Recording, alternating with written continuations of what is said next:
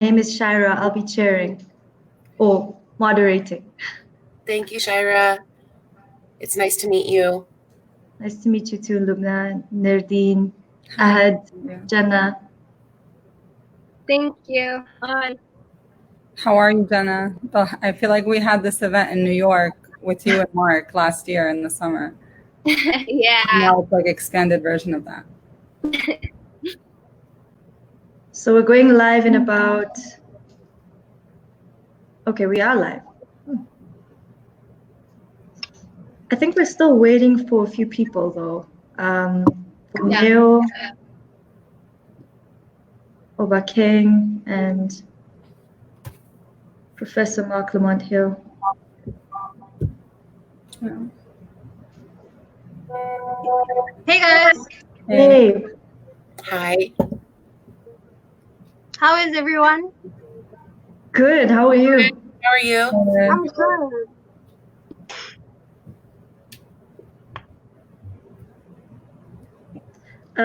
I've been really excited about this, but also nervous because it's so many of us. But at the same time, we have two separate panels. So what we'll do is when Janna does the welcome and I just give a brief overview of how the discussion will go and an introduction to whoever's watching. Welcome to whoever's watching. We're really glad that we can do this. And then we'll go into the first panel and Loubna, yourself, and Janna and Obakeng and Marc in for the second panel when we're done. Okay. That sounds good. So we'll be stuck with the lawyers from 7 to 8. It's not that bad. It's so cool that we have 3 lawyers here. I had no idea. Yeah. It was coincidental, actually. Yeah. We didn't know that you guys were studying law until I asked Auntie Nadia, and then she Oh, so you'd already picked the panel? Yeah, it was just meant to be. Yeah, that's really cool. Yeah. مبروك Ahed. I didn't know you were studying law. مش عارفة إذا بتتذكريني بقى I met you في 2015 في لبنان مع أمك when you came that year. I don't know if she hears me. I don't know. I think she's muted as well. Okay, I think we should start. Unless we've got a sense of when Obakeng and them are coming on. I'm just going to check.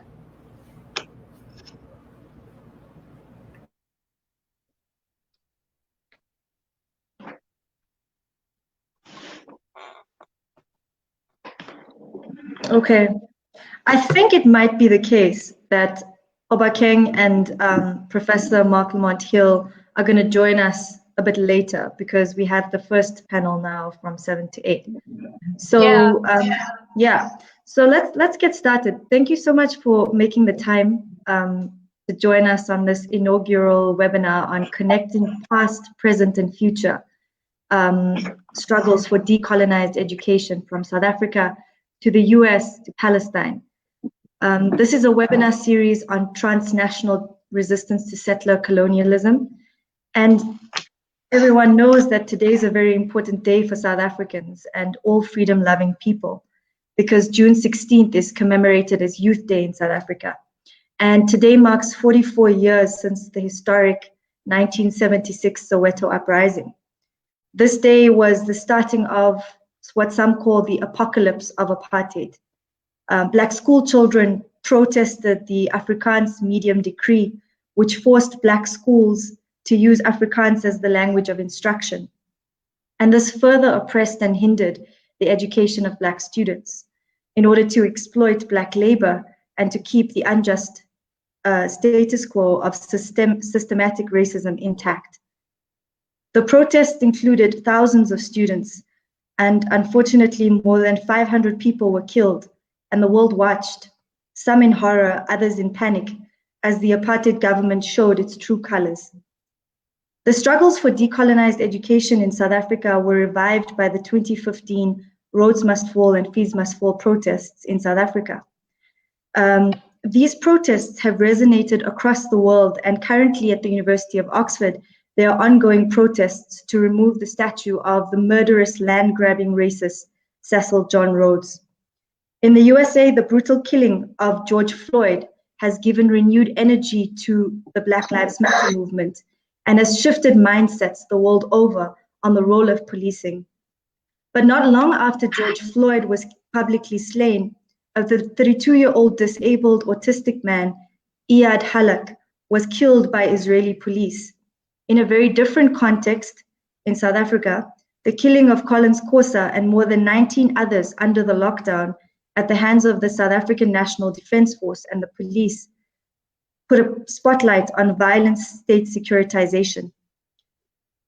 We are collectively outraged, and that is an understatement. But the reason why is because humanity is a universal value. And at the foundation of this is a decolonized education, which instills this in us and helps us to imagine, to organize, and to create a better world. So today, we're really excited to not just talk about these ideas, but to also engage in the work that each of you is doing to create this reality.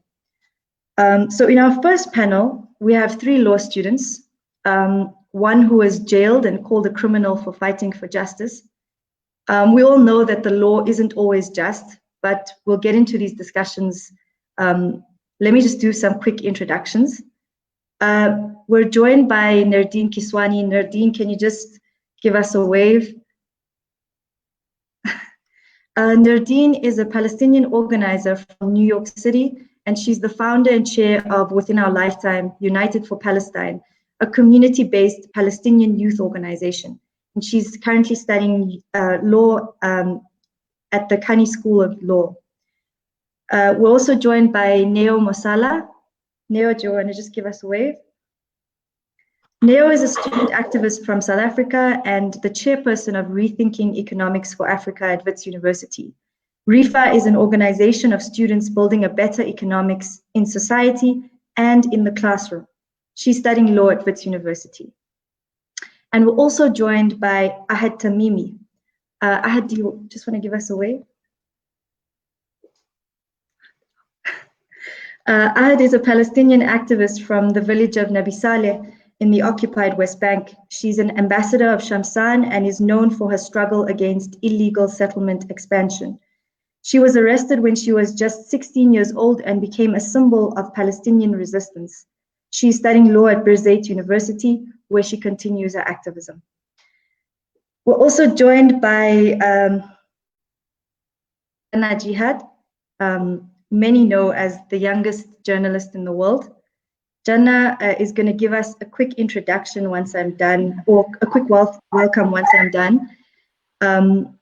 We're joined by Loubna Kutami, an Al-Shabaka policy member and President's postdoctoral fellow at the University of California, Berkeley.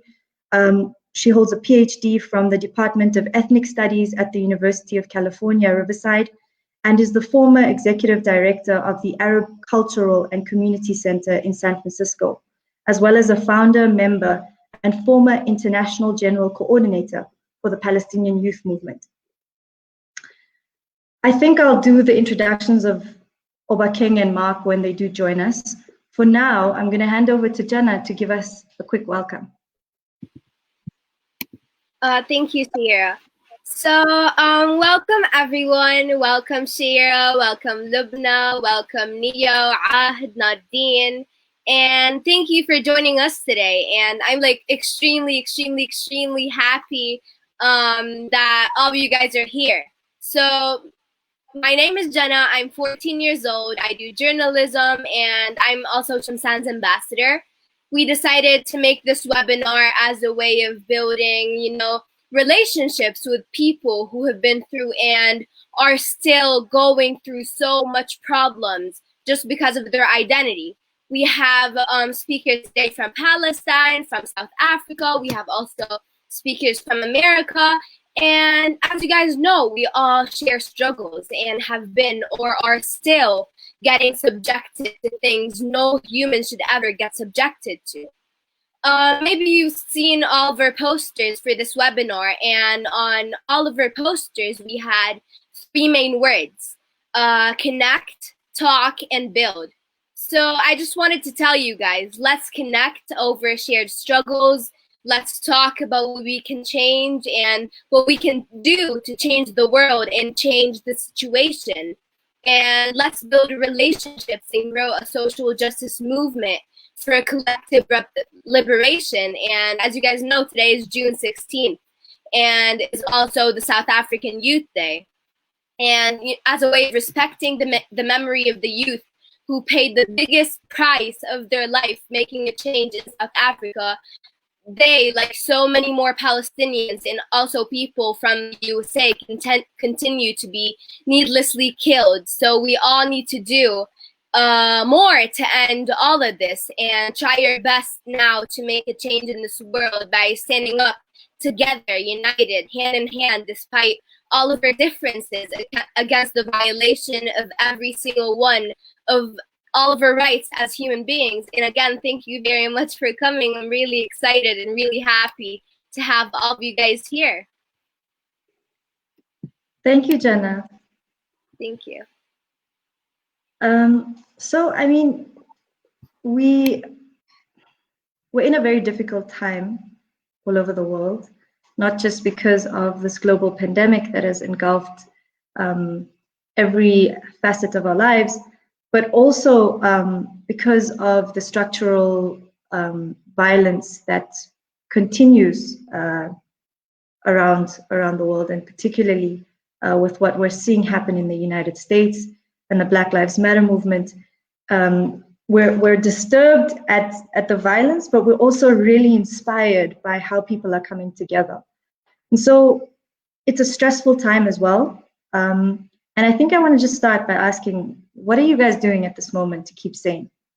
As you continue to fight, how are you keeping sane in this moment of global crisis? Nerdeen, can we start with you? Yeah, sounds good. Honestly, what I've been doing is just, hitting the streets, protesting, expressing, manifesting our rage at the current moment, being in community with people and organizing, building connections with local youth, local groups that are leading these rallies and protests, that are leading these movements. And even within the Palestine movement here in New York City, we've become closer than ever, all of the organizations here, understanding that it's our responsibility as people who live in the United States and as people who are building for liberation in general to stand with and uplift and build the Black liberation struggle as well. I think Nancy, who was supposed to be here from Existence is Resistance, we've been working with them a lot, and they've been doing this stuff with Black youth since, taking Black delegations to Palestine, building around this struggle since 2011. So even just, knowing groups like that, in 2011, I was around Janna's age, I think. Around that age. So just knowing people who've been doing that work for so long and building these connections across both struggles, but inside of our movement as well. Yeah, absolutely.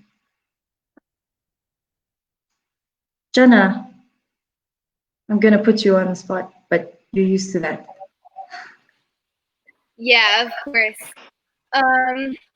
So, what Nerdeen is doing is amazing, and I believe that that's what we should all do. We should all stand up. We should all do our best to kind of make a change. Even here in Palestine, we're trying our best. Last week, I've been in a demonstration that was advocating for how Palestinian lives also matter, how Black lives matter, and to show support between both our struggles, to show support for people around the world who are getting oppressed, because I believe that we Palestinians are like people that we can feel how they're suffering. We can feel how other people are suffering because we're basically going through something similar. We're being oppressed. We're getting killed. We're getting arrested.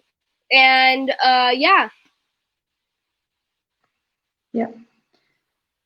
I must say it's just a very poignant moment to have Janna with, you know, American activists who are also Palestinian, because it's more than just what's currently going on that joins your identity. It's your entire history. So if we can go to Ahed, what are some of your thoughts at this moment, Ahed? So Ahed is also I'm going to be translating for her. بس بدها إياكي تحكي لها شوية عن شو رأيك بالوضع الحالي إنه بأمريكا وهذا.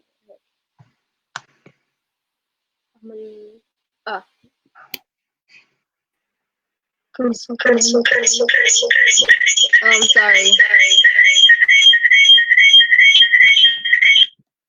Yeah. We have a bit of a technical glitch. Do you guys have echoes? تمام. Yeah. عارفة حالي. أول شيء مرحبا وأهلا وسهلا بجميع اللي بحضروا وأهلا وسهلا فيكم لأنكم معنا. First of all, welcome everyone. Welcome for being with us. Welcome here. We're very happy to have you all. وشكرا لوقوفكم معنا ودعمكم دائما. Thank you for standing with us and thank you for your ongoing support. طبعا يعني الوضع الحالي بأمريكا يعني الواحد يعني مبسوط إنه خلص الناس طلعت وعبرت عن رأيها. طبعا كلنا بنزعل على العنصرية اللي قاعدة بتصير وكلنا بنأيد إخوتنا اللي دائما دعمونا في مسيرتنا النضالية. So first of all, we're supporting them because you know, we know how they're struggling and we're standing up with them because they stood up with us throughout our struggle and yeah. وبتمنى إنه هاي الشغلات اللي قاعدة بتصير بأمريكا تصنع تغيير مش بس لأمريكا نفسها لكل العالم. And I hope that all these things that are happening in America would make a change, not only in America, but make a change in the whole entire world. Great. Thank you so much, Ahed. I think that's our sentiment in general. We hope that this moment can radicalize us. So let's get to Neo. What are you up to, Neo? How are you feeling at this moment? It's June 16th. You're a student activist and you're in lockdown. Universities have moved online. What are some of your biggest, thoughts at this point and some of the biggest challenges that you're facing?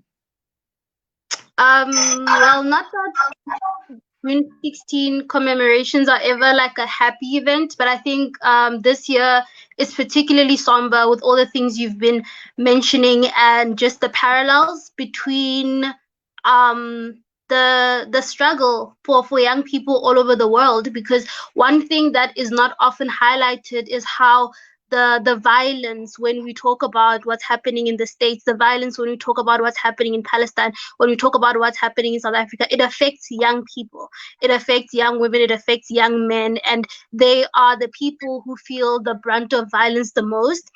And I think that's what's sort of like driven us to also use the digital space and international solidarity to want to be in community with one another, because we're sort of like very connected with what's happening.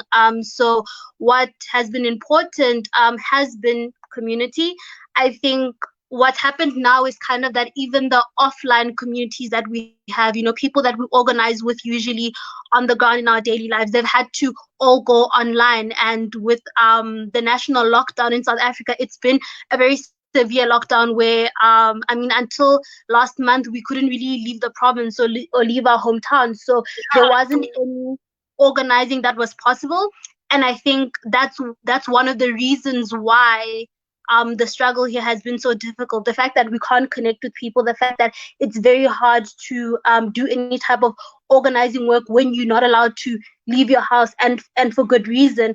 But communing with people, doing work, just reading, trying to look for these solutions to the problem that are like happening in the world and on my mind. And a lot of education, I think usually most of us don't really have time unless you're reading the things that you read at school or the things that are like in your field of research. We don't really get a lot of time to read. And I said something the other day online, which is that part of the reason why people were able to protest for George Floyd and organize in the mass way that they did is because they're not at work all day, every day.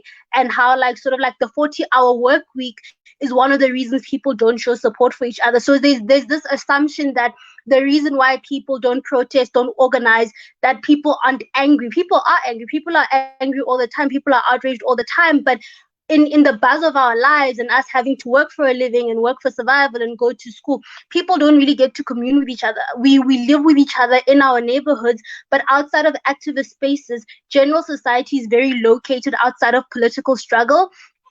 Which is ironic because political struggle defines our lives so much. I mean, political struggle, if you think about marginalized communities in the US and South Africa and Palestine and all over the world, our daily life is political struggle, and yet we don't really get to participate politically, because alongside political struggle is that survivalism and the fact that every day we need to go to work, we need to earn a livelihood, we can't organize. People don't even have time to protest. People don't even have time to participate in like formal political structures. So right now, what the lockdown has done is it's given me a lot of time to commune with people I otherwise wouldn't have. I mean, perhaps I wouldn't have even been on this live stream if it wasn't for the lockdown, because it's June 16, I'd probably be doing something else in Johannesburg with other people. But because of this lockdown, we've had to sort of like find alternative connections. And that's the one thing that's been keeping me sane. The fact that it's not just, crisis continuously. There are these breakthroughs and there's a lot of learning that's happening and a lot of understanding of international solidarity and understanding what other people are doing in different parts of the world that we can use here in South Africa to do the work that we need to do. Absolutely. I was just thinking that if we were doing this in person, I would probably have started with a revolutionary song. I wouldn't be the one singing though, because I can't sing. But that's how we start our events in South Africa. That's how we start our political discussion. Sorry, Janna? We can all sing it together though. Maybe at the end, when I think towards the end is better. The revolutionary songs tend to also disrupt quite a few meetings, so it's a double-edged sword. Yeah, but we always say that our struggles are connected, and this can often come across as romanticized revolutionary rhetoric. Obviously, I don't believe that, but that is how some people who haven't really given enough thought to exactly how the very tangible, very real ways our struggles are connected exist. I think I want to bring Nerdeen in. How do you explain how our struggles are very tangibly linked, Nerdeen? First off, I just want to start by saying that there is differences between our struggles and the way we face them. Even me as a Palestinian, I'm not facing constant checkpoints and military guns to my head the way that, Ahed and Janna are, but it's still, we're still in the part of the same struggle. The way that I'm fighting it is as a, Palestinian refugee who was exiled from her homeland and, forced to live somewhere else. So I think, I want to approach this have this mentality for understanding how our struggles are also interconnected with other oppressed peoples around the world. So, not to equate or say that it's exactly the same, but, the Black liberation struggle here is one of the most inspirational, and to me, the most inspirational struggle, historically the most oppressed people in the United States for the longest amount of time, who have been able to make changes throughout history and continue to make changes and make it possible for us to even protest, for us to even stand up, for us to even immigrate to this country in the first place. Understanding that when we talk about like American empire and American imperialism that caused this damage in the first place, that instituted chattel slavery and that funds Israel to bomb our homes and bomb our people in Gaza, you know, we understand that weakening American empire will lift this boot of oppression off of the necks of oppressed people in the United States, the belly of the beast, but also everywhere. You know, we always say the best thing that we can do for Palestinian liberation and for all people's liberation as people living within the belly of the beast is to actually support the Black liberation struggle, because the Black liberation struggle, it has been a guiding tool, a compass for us to follow, to learn from, you know, because of the rich history and the rich organizing constantly being done in Black communities, Black women. And we've seen that across in the past few days. You know, when have protests lasted over 20 days in recent history? You know, who has shut things down? You know, it's Black people. It's undeniable. So, you know, understanding that, you know, the United States has a vested interest in keeping oppression alive here and oppressing Black people is because they are the ultimate threat to this empire. And they are the ones that can help liberate the whole world, because, you know, American imperialism doesn't just, you know, suffocate people here from all walks of life, so many different oppressed people here. But like I said at the beginning, all over the world, we see it in the Philippines, we see it in Mexico, we see it in Palestine, Latin America, Africa. US imperialism sinks its teeth into every single part, every single corner of the world. How many American US bases are there all over the world? And, you know, the best way to fight that is to strengthen, to bring our struggles together, and strengthen the struggles that have been here, you know, before us. We came to the United States way after, you know, Black people have been here, have been building. So we need to uplift that, understand that, and learn from it, so we can continue to build it, not just, you know, kind of take it for ourselves, but also learn from that, because, you know, once we're building and they, you know, people, Black comrades do want us to learn from that, take it to Palestine, and then also contribute what we learn in organizing spaces here and in Palestine, and share it with the Black liberation struggles and movements here as well. Yeah, that was really greatly articulated, especially about, you know, the military-industrial complex, which we sometimes don't talk about enough. And when we look at South Africa's history, our last arms supporters, well, people who would send us arms and give training to South African police and the army, was Israel. And it's similar now. I think the relationship between apartheid South Africa and apartheid Israel has now been replicated in many ways with the United States and Israel. Not that the United States was not a very important player in the struggle in still supporting apartheid, and being one of the last to actually support sanctions in South Africa. So if I can come to Ahed. Ahed, you are studying law, and I just wanted to know why did you choose to study law? طبعا أول شيء بلشت أفكر بموضوع إنه أدرس قانون كان عمري تقريبا 11 سنة. First of all, she started thinking about studying law when she was about 11 years old. وقتها كان أبوي بالسجن وما كانش معي هوية. At the time, my dad was in jail, and I didn't have an ID, a Palestinian ID. فما كانش مسموح لي إنه أزوره بزيارة عائلية أو إنه أحضر محكمته. So I wasn't allowed to visit him or go to his court to see him at least. وقتها صرت أحكي إنه أنا بدي أصير محامية وأدافع عن حقوق الأسرى الفلسطينيين.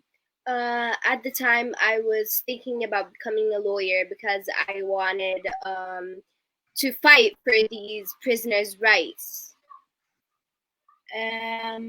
بعدها بفترة قصيرة استشهد خالي. After that, like after a short period of time, my uncle actually got murdered by the Israeli occupation. فأنا رفعنا قضية وطلع الجندي براءة. And we went to the court because my uncle got killed, but nothing happened to the soldier who killed him, and he got out of jail for nothing. فأنا وقتها قررت وحطيت الموضوع في بالي وحكيت إنه لازم أدرس قانون عشان أدافع عن حقوق الشهداء والأسرى برا فلسطين وجوا فلسطين. And then I just put it in my mind that I just wanted to become a lawyer to defend the rights of the prisoners outside Palestine and in Palestine.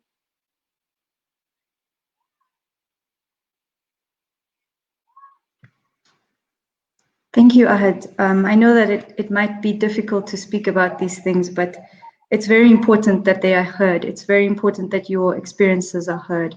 And we all stand in solidarity with you. I remember back when you were arrested and we had many different actions around your release. And it's so good to see you sitting there.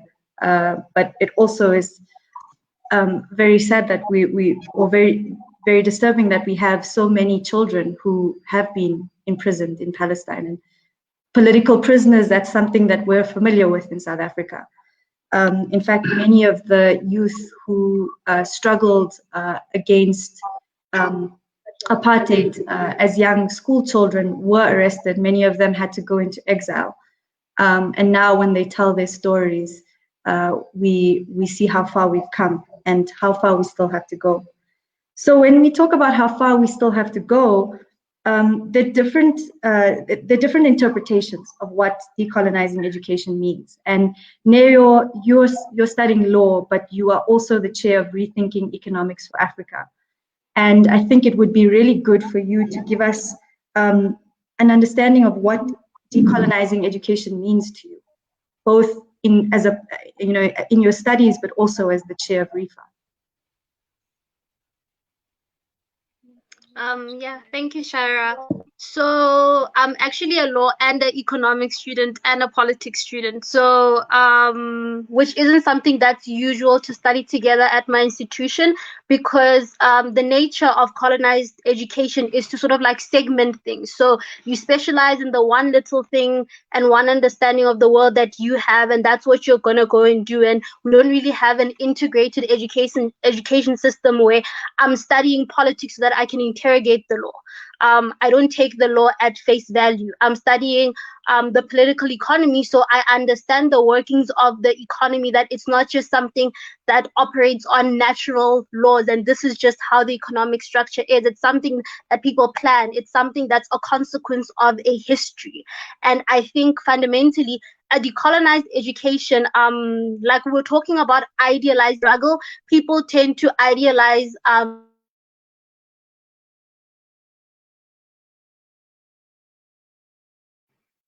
Neil? We can't hear you anymore. Yeah, I think we're having a bit of a network issue. Yeah.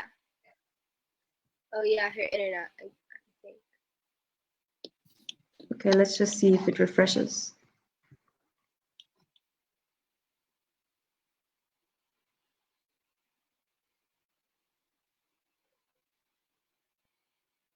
Okay, while we wait for Neil, Nerdeen, what made you choose to study law? So, like you said, I think at the beginning of this panel, law is not always just. I think a lot of the history of law, particularly in the United States, is oppressive. It's an oppressive tool used to subjugate people. And I want to understand. Sorry. Yeah. And no, go ahead. Go back to Neil when you're done. Sounds good.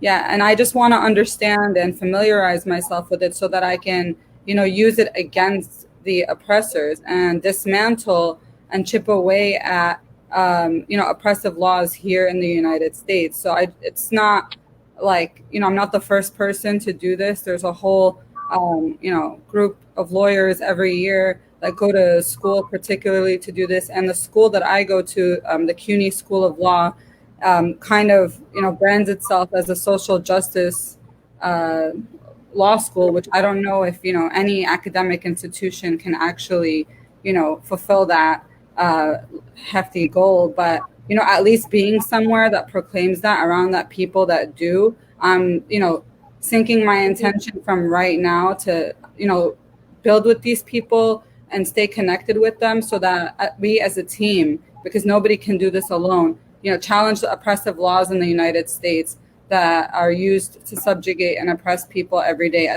Everything that we're talking about at the end of the day goes back to law, but at the same time, I don't want to overemphasize it, the importance of it, because at the end of the day, law responds to power. We've had laws since 1948, UN resolutions since 1948 saying that, what Israel is doing is wrong and that Palestinians should be able to go, have the right to return and go back to their homelands, but that hasn't implemented because power isn't on our side. So also understanding that lawyers and those who wish to represent and advocate for oppressed people must also be on the front lines with them, fighting with them, because if we don't understand that fight, then ultimately we become enveloped into the same institutions that oppress people every day.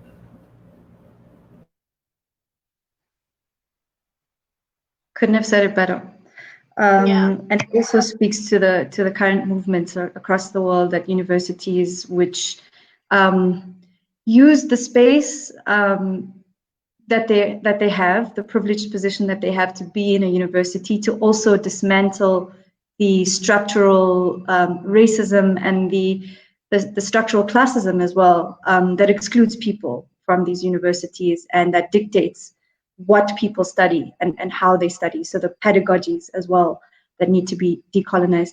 Nero, let's go back to you. We broke up when you were speaking, so you can just... I think what Nerdeen said is so important about how we can't just view ourselves as these people that are going to enter the academy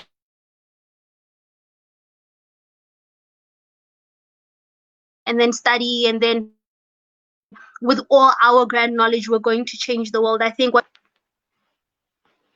So, is my network working? Okay, I have terrible... On and off. Okay, so let me just wrap up what I was saying. But with the decolonial project, it's very much not something that's just going to happen within institutions like any movement for justice. It's something that needs to occur on the outside of society where we are fighting the power.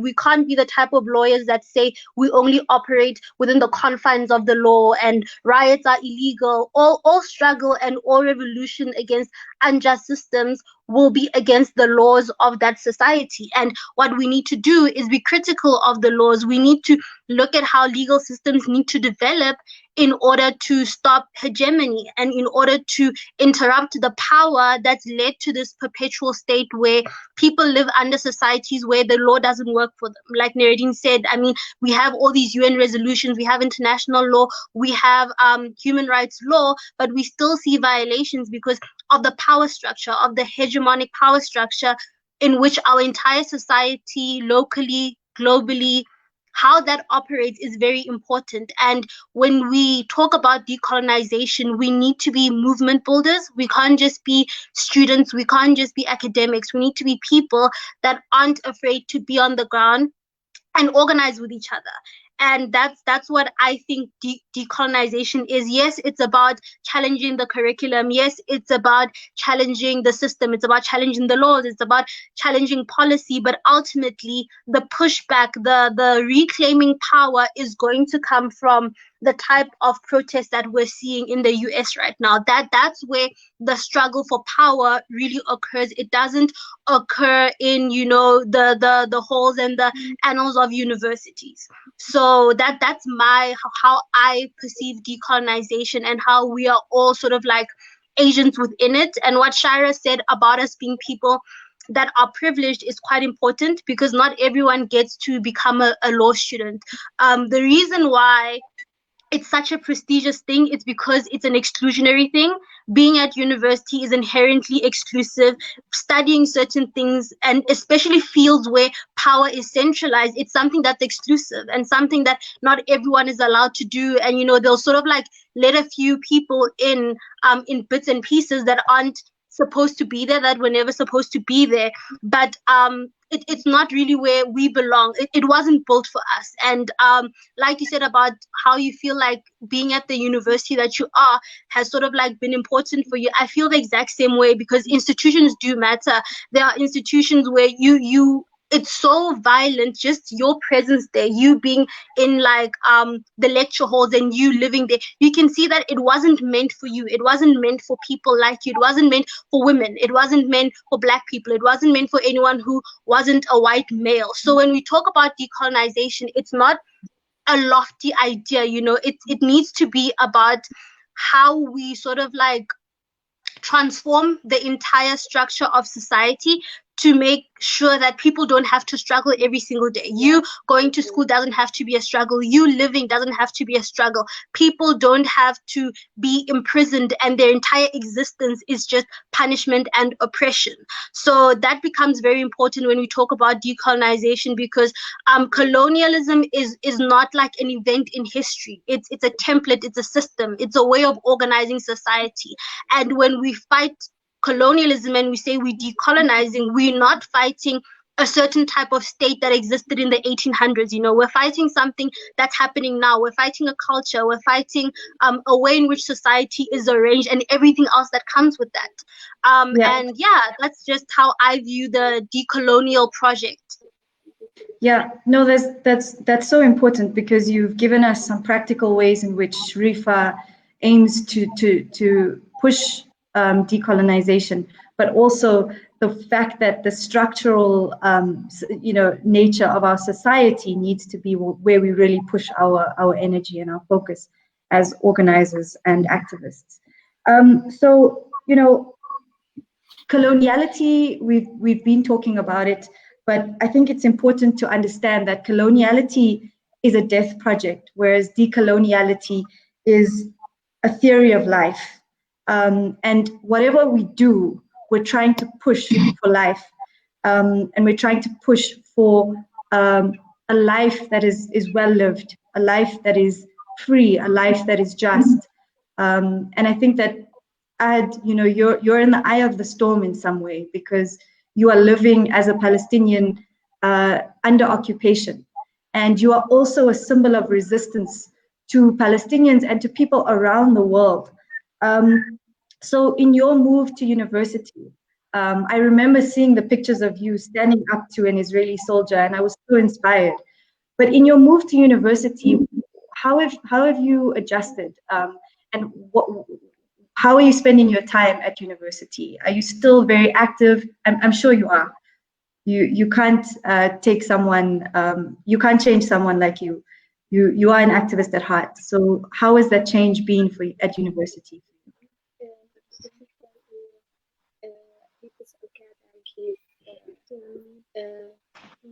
So you guys can hear us, right? Okay.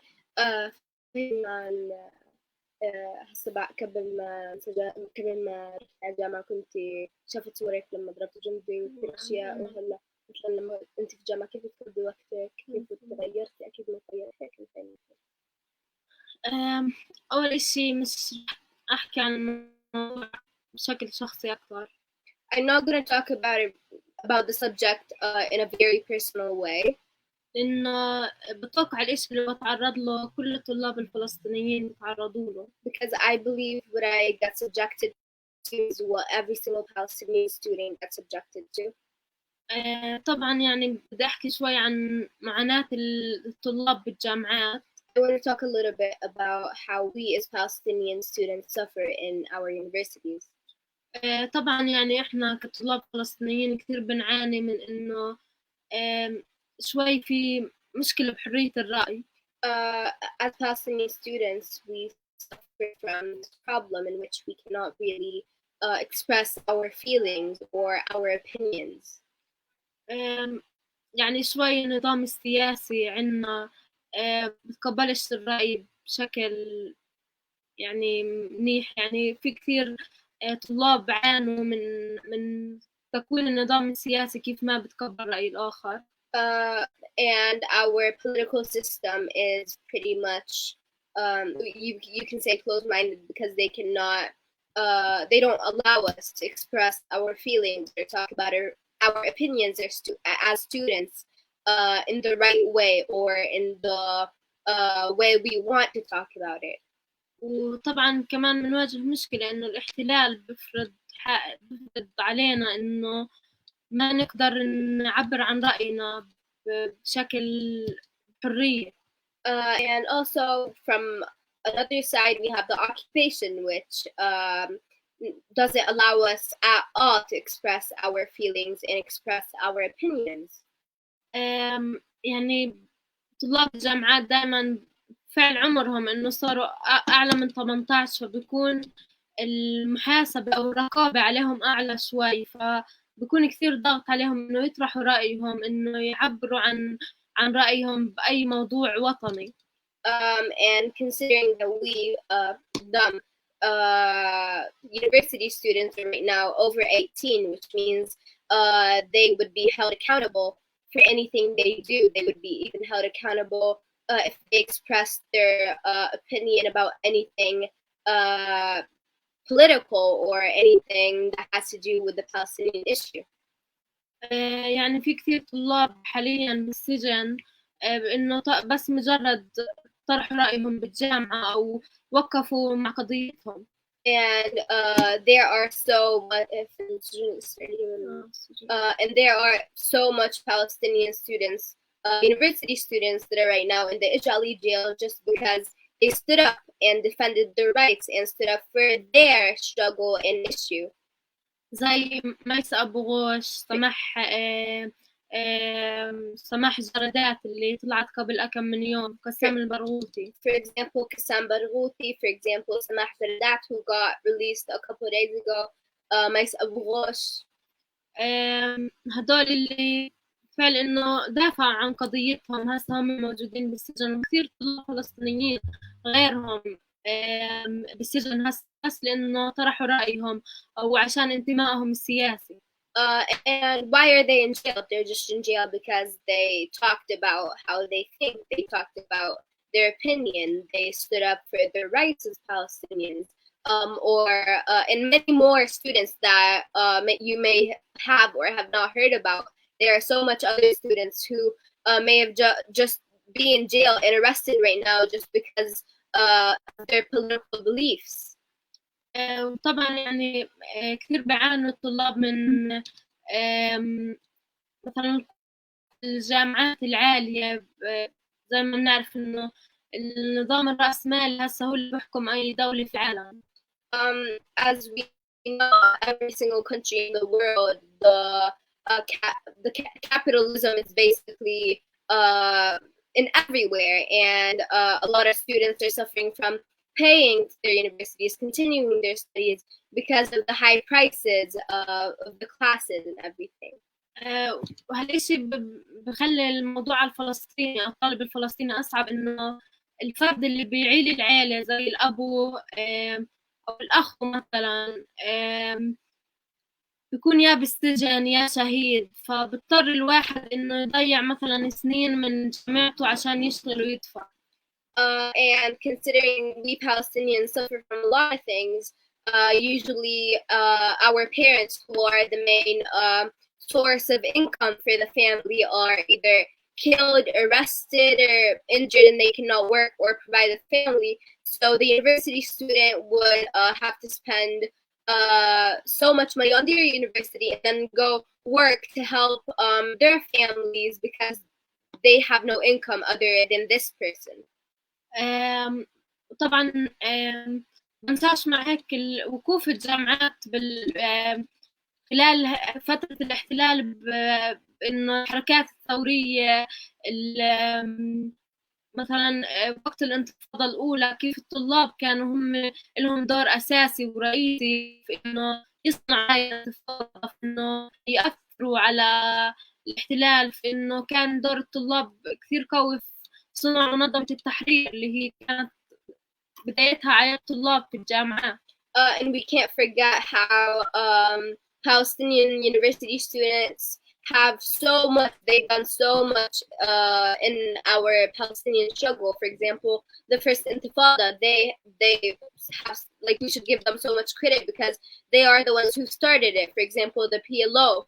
The PLO was an organization who started on the hands of Palestinian students. A lot of other revolutionary protests or a lot of other things that have changed and were meant to change something in our lives as Palestinians were started by university students. وطبعا الطلاب في كل العالم لهم دور كبير في صنع التغيير حتى في جنوب أفريقيا. كيف لما احنا رحنا على جنوب أفريقيا وكيف كنا نشوف إنه كثير طلاب استشهدوا وهم يدافعوا عن حقهم. وكمان برضو عندنا في فلسطين نفس الإشي، كثير طلاب استشهدوا بالانتفاضة الأولى وقبل وبعد، بس فعلا إنهم حاولوا يصنعوا تغيير ويدافعوا عن حقهم. And as we know, also students are one of the main reasons, and the people that are able to make a change in a lot of places in the world. For example,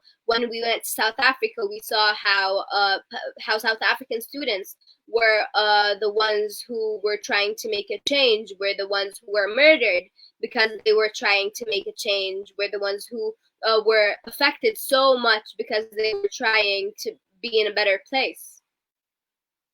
كمان آخر شيء بدي أحكي إنه دورنا كطلاب في فلسطينيين إنه نبلش نناضل نضال اجتماعي، نغير في مجتمعنا نفسه، في نظرة المجتمع للمرأة، في محاربة الفساد، في تغيير النظام السياسي بشكل كامل عشان نقدر نوصل للمرحلة اللي يكون عنا نضال الوطني فيها متمكن في وحدة. Last thing I want to talk about is our role as students. So I believe we should start resisting in what we call social resistance. We should start working on our societies, changing the mindsets of our societies. For example, changing the mindsets towards a woman's role in the society, changing the mindset towards a better political system, a better system in the country in general. And that's something students need to work on. لأنه بالنسبة إلي النضال الوطني ما بيجي بشكل قوي وشكل صحيح غير تيكون في نضال اجتماعي قبله يغير كل هاي المنظومة السياسية. Because I believe resistance in general won't work unless we have social resistance that comes before it, so we can be able to make a change in our country or in our world. إنه شو التحرير اللي بدي أصنعه إذا كان المجتمع نفسه منظر للمرأة بطريقة سلبية أو بنظر أو النظام السياسي فاسد أو لا، لازم الواحد يناضل اجتماعيا وغير في المجتمع، وبعدها نبلش كطلاب نناضل وطنيا ونحرر بلدنا عشان نيجي على مجتمع منيح، مجتمع عادل، مجتمع بناصر المرأة وحقوقها. For example, how am I going to liberate a country if its people are still oppressing women for being women? How am I going to liberate a country if we have an extremely bad political system? How am I going to liberate a country if the history of the PLO and the history of the ANC, for example, in South Africa. There's a revolutionary thread that brings together the activism of Malcolm X and the Black Panthers and what was happening in the decolonial movements across Africa at the time. This can go back as far as the Haitian Revolution, when slaves revolted against colonialism. And for us as young people today, I think we should just end by giving some of our closing thoughts on what makes us hopeful about this moment. So I'll start with Nerdeen and then go to Ahed and to Nero. Yeah, I just want to start off by saying thank you so much to Neo and Ahed for really capturing what it means to be a student and be a youth organizer and activist, and approach this from a sense of, decoloniality. And I just want to say that I agree. I do think youth and students are the most open to revolutionary ideas and forces. And if they can provide revolutionary leadership to a larger movement, if it's integrated among broader progressive struggles to build power for oppressed people. And this goes for youth overall, not just students. And that's who we see on the streets today. And, what I really want to come out of this is that these movements are sustained, that organizations are built, that it's not just like a spontaneous moment that dwindles later down, because we know that these leaders of these uprisings will be targeted.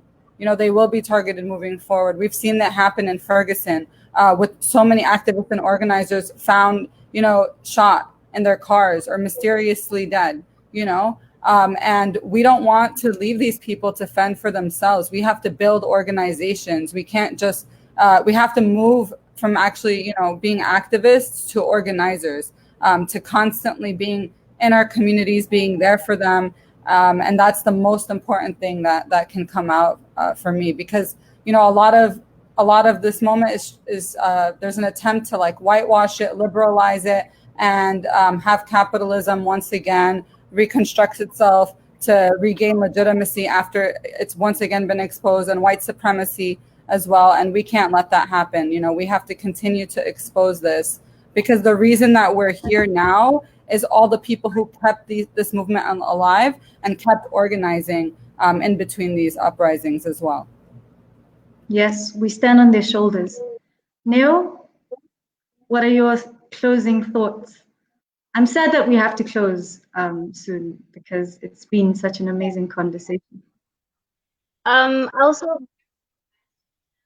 I want to thank all the panelists. I mean, this has been an amazing conversation, but what Nerdeen said about not allowing the struggle to be co-opted, not allowing it to sort of like have those ideas that have been keeping society on its knees sneak in through the back door, even amongst us as oppressed peoples. If we say that colonialism is about death and violence, we can't say we are fighting that, but we are killing each other and violating each other, and we are making sure that the person who's more oppressed than us feels that we are more powerful. We cannot allow that. We need to base our struggle on common humanity. We need to base it on not just liberal ideas of equality, but of what in South Africa we call Ubuntu. It's about humanity. It's about making sure that at the end of the day, the struggle doesn't leave anyone behind. And I think that's what international solidarity and even local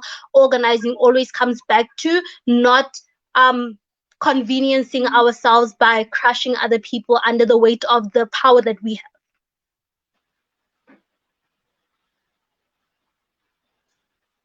Powerful, very powerful.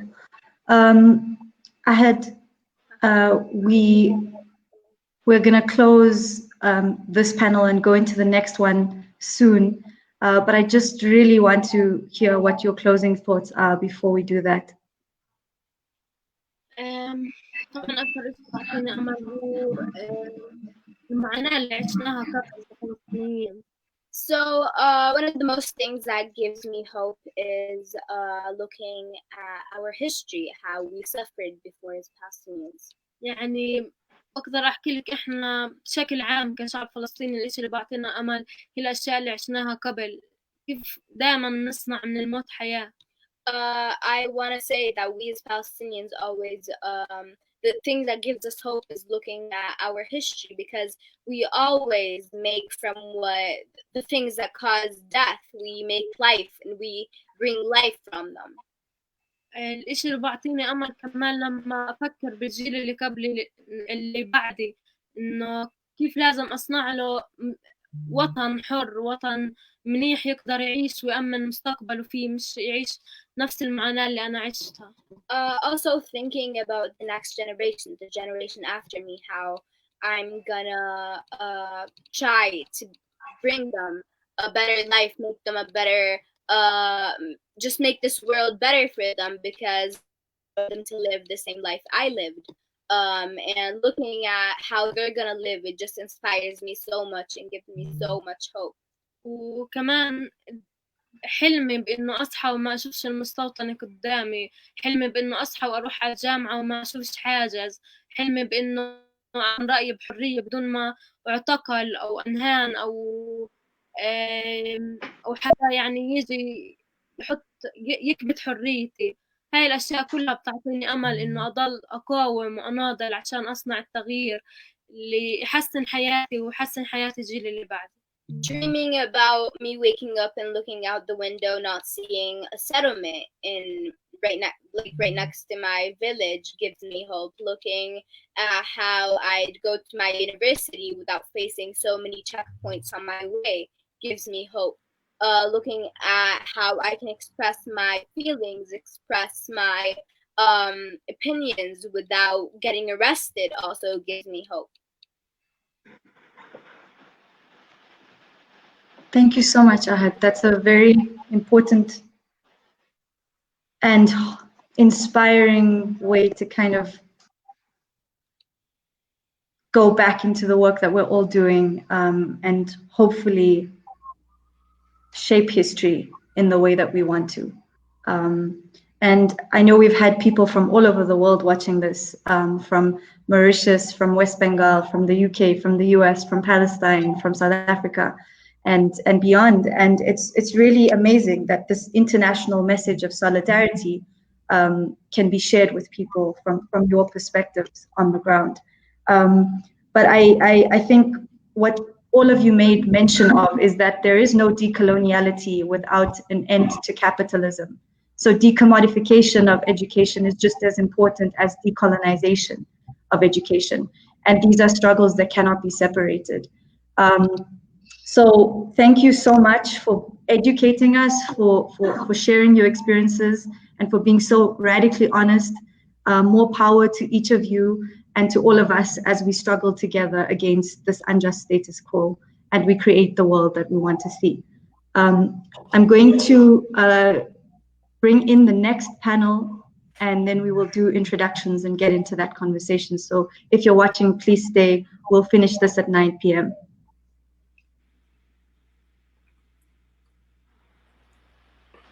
I see we've just got Professor Marc Lamont Hill. I'm so sorry about the misunderstanding. You came on earlier and we were still busy with the previous conversation.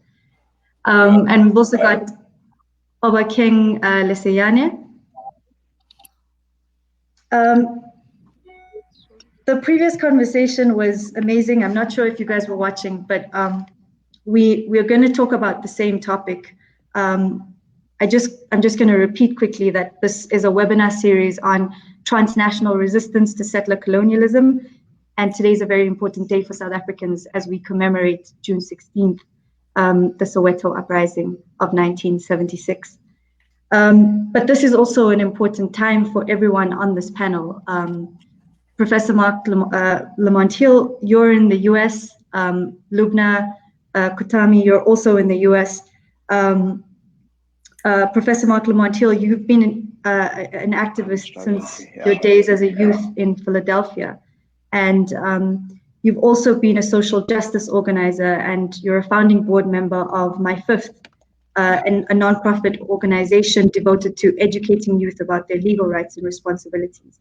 You also hold a PhD with distinction from the University of Pennsylvania, with your research focusing on the intersections between culture, politics, and education in the United States and the Middle East. And you're trained as an anthropologist of education.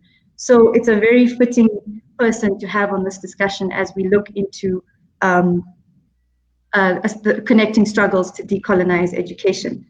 Loubna, Qatam, welcome as well.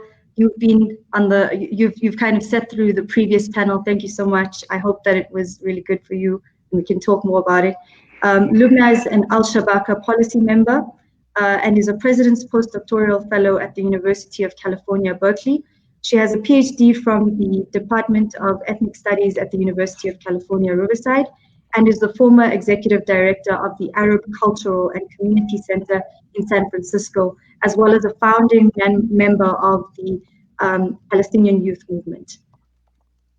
Obakeng, do you want to give us a wave? Obakeng, can you hear us? Obakeng? Yeah. Oh, I shucks. can't hear anyone. Okay. Can you I'm guys hear gonna. me? Because I can't We hear can hear anyone. you. Yeah, we can hear you. Yeah. I'm just gonna say. I'm just gonna tell the tech Okay, team to let me try check and on what do the issue might that. be. But in the meantime, I'm going to introduce Obakeng. He's an emerging young leader currently working as an associate consultant at Dive Collective and is simultaneously studying towards a BA degree at the University of the Witwatersrand in South Africa. He's a graduate of the African Leadership Academy and recognized as one of the youngest inaugural public service fellows at Apolitical Academy.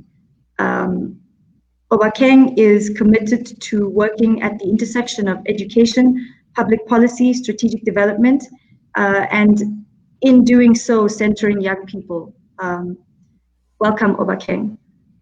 Thank you so much for having me. Can you guys hear me though? We can hear you. Can you hear us now? Yeah, I can hear you better. Can I just give a caution? So, for about the past week, electricity in my neighborhood has just been going off at the most unexpected times. So there is a chance that during this, it might just switch off, but I will connect shortly afterwards, but it might just be dark. So don't think it's Okay. like anything mysterious. No, it's okay. We know the struggle, load shedding in South Africa. Sure. So, Obakeng, since you are with us at this point, like let's start with you because we might lose you at a later stage. Hopefully, we don't. It's June 16th. There's so much happening in the world. What are you doing to stay sane? And amidst what you're doing to stay sane, how are you spending your time at the moment? Yeah, so I live and work in Joburg quite a lot, but right now I went home, which is in Rustenburg. It is about 100 kilometers away from Joburg.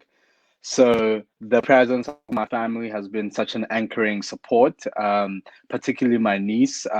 There's something about being around children that is so not just innocent, but it's like a different motivating force. So that is what I've been doing to stay sane. Spending a lot of time with my niece and listening to all the stories that she has to tell about what she thinks about the coronavirus and what she thinks about the world. That is what I'm doing to stay sane. Just really surrounded by people that really care for me and people um, that I also care for. Great, great.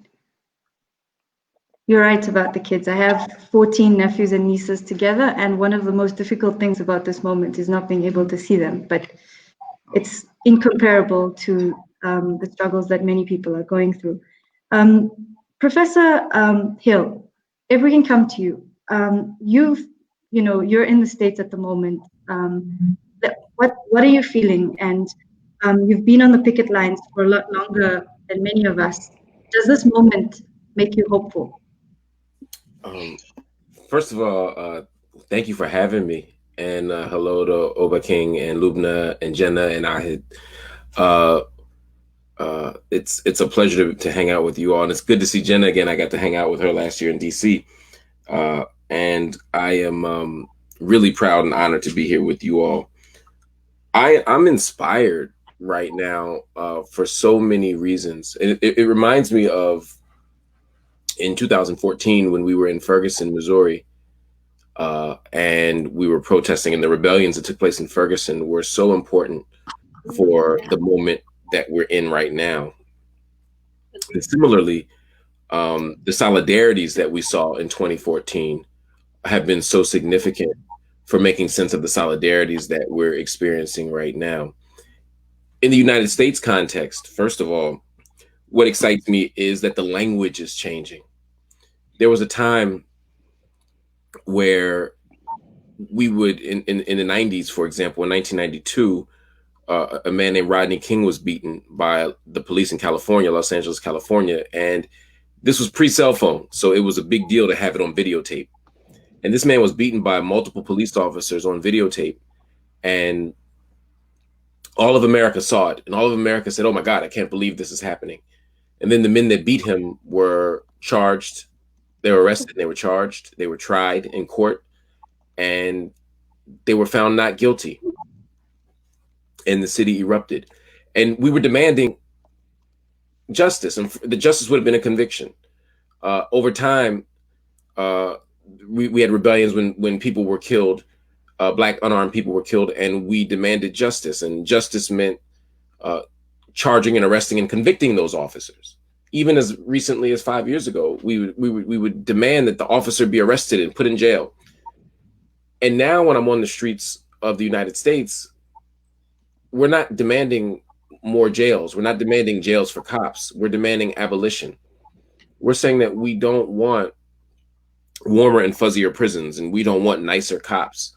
We want a world where policing and prison are not the ways that we resolve our issues, not the ways that we deal with crime and harm and mental illness and homelessness and all these other things. And so we're making a more radical demand. And for me, that's very significant. And when I think about, even in the Palestinian context, the difference between demanding simple political solutions or even unworkable political solutions like two-state solutions against the backdrop of settlement expansion. And I'm hearing the calls on the ground becoming more and more radical, and the radical calls that have always been there becoming more and more pervasive as the mainstream begins to recognize the impossibility of a two-state solution, given the sort of recalcitrance of not just Netanyahu, but a consistent regime of Israeli leadership that has never truly wanted a two-state solution before or after Oslo. And so I'm listening to the radical calls from Palestine. I'm watching the radical calls here in the United States, and I'm super energized by that. But there's one more thing I want to say that energizes me. I got a call last week from no fewer than 20 Palestinians who are in the West Bank or who are in Gaza or who are in 48. And they were saying, how can we show solidarity? How can we support you? What do you need? How can we're admiring we're admiring what's happening. A friend of mine from Fahm texted me and said, I love that you all are tearing shit down.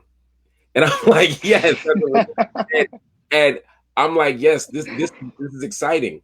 And that kind of re-energized solidarity was beginning in 2014, when people in the West Bank during the 51-day war in Gaza were protesting. People in the West Bank were protesting what was happening in Gaza, but they were also texting us about how to protect ourselves and defend ourselves. And so those relationships that we started in 2014 that are on the backs of a long history of relationships, going back to the 60s and really the 50s, were blooming. And they're blooming, they're taking bloom right now. And so now we're talking about an international fight against settler colonialism and imperialism and authoritarianism. And I couldn't be prouder and happier to be a part of this moment, because there's so much possibility in front of us. Loubna, let's go straight to you. You've been on the line, and we're really keen to hear what your thoughts are. And does this moment make you really hopeful, and why is that so?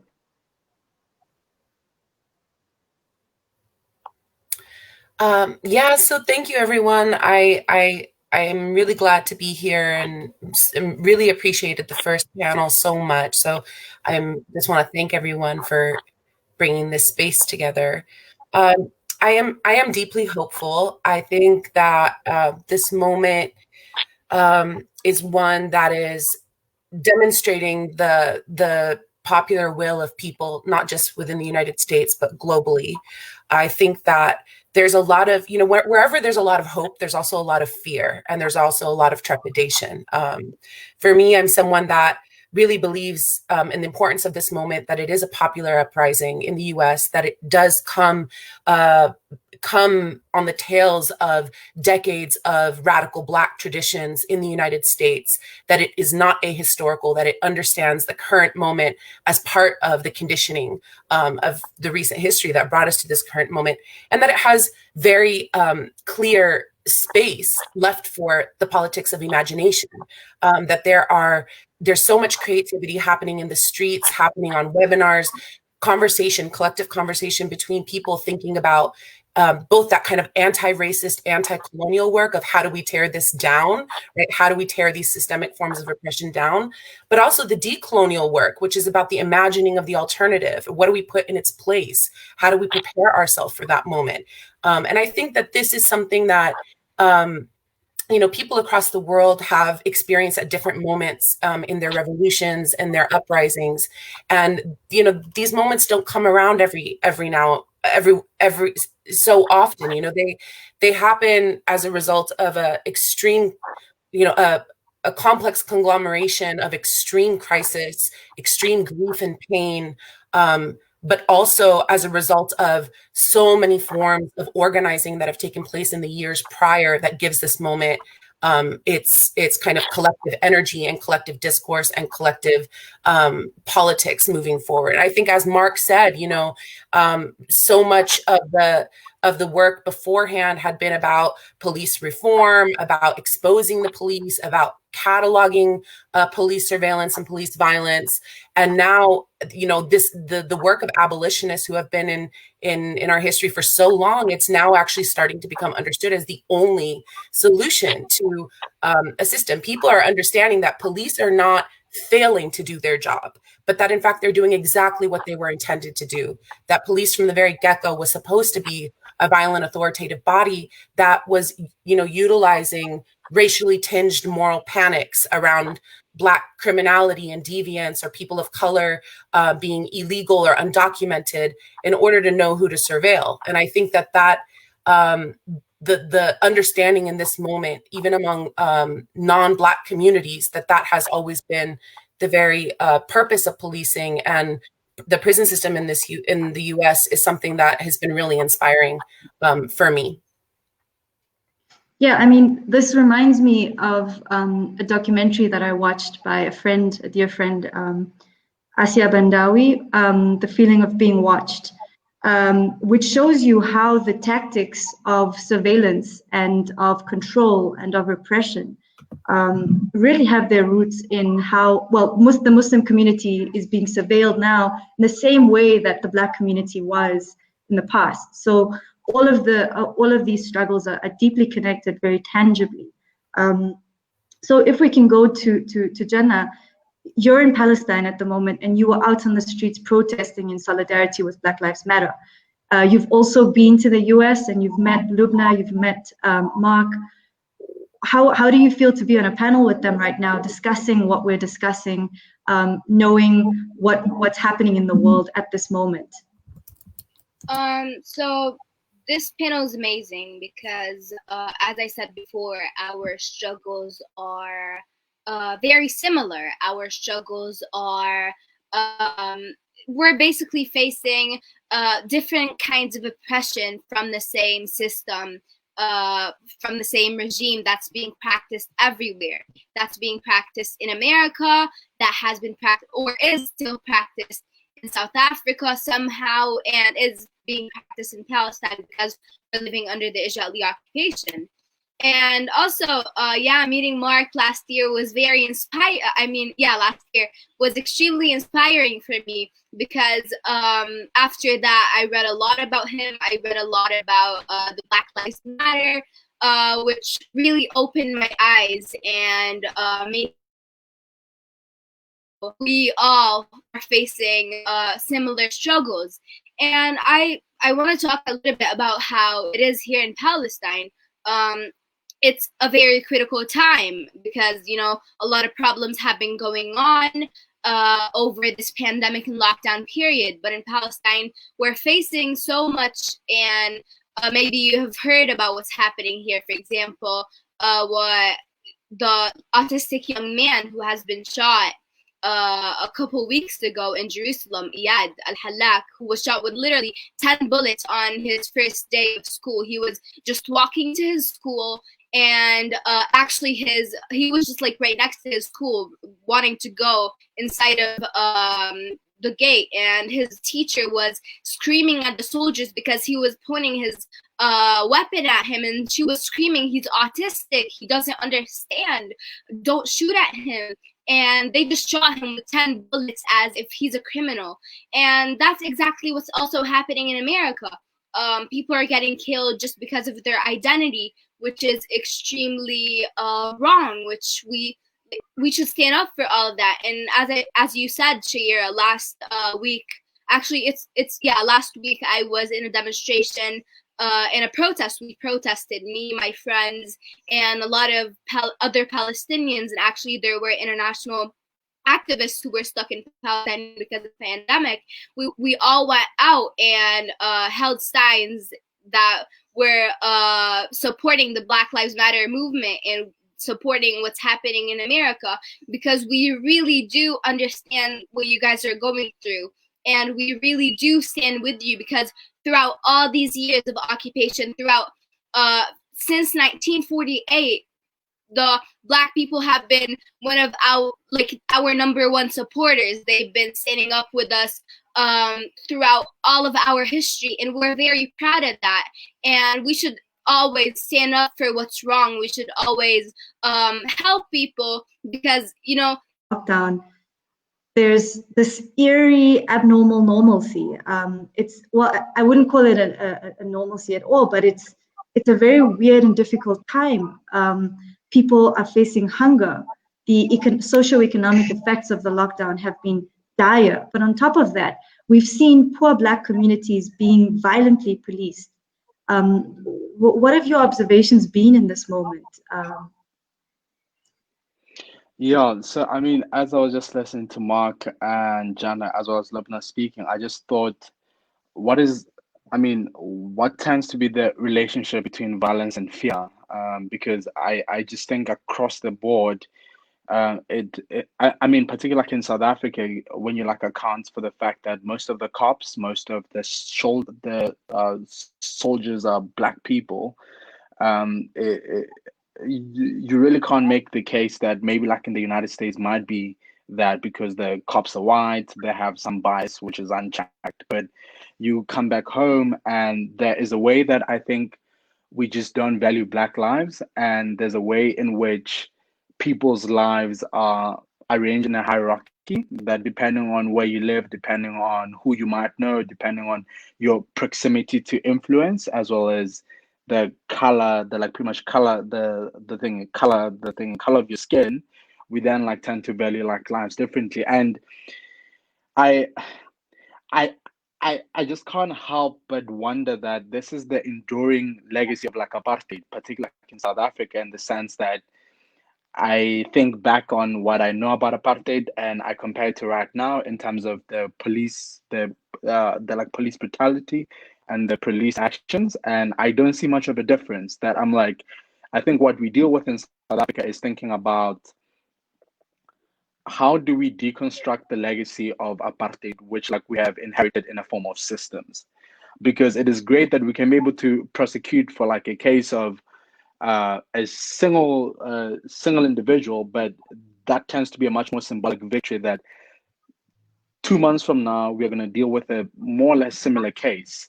And what type of systems and structures do we have in place? What type of systems do we need to move to like sort of accommodate for the type of co-like existence that we want with like systems, essentially? And I sit and I'm like, to be fair, I am really not surprised, but big part of it is I don't think we have really interrogated our relationship with the legacy of apartheid, particularly in how it lives in systems, from spatial planning to resource allocations to the type of culture that comes with violence that you inherit as a country and as a state. That essentially, going back to what Loubna said, the system is really not broken. It's just doing what it was meant to do. And we haven't really sat and then interrogated the systems that essentially govern our lives. That the key problem also in the times of these types of reactions or these types of big mobilization is that you find that often there's such a big media push behind certain stories that I worry about the ones that just really don't get that type of coverage, because those are the stories that like really show us how so many people fall like within the cracks of whatever system that you have, particularly like in South Africa, like our justice system.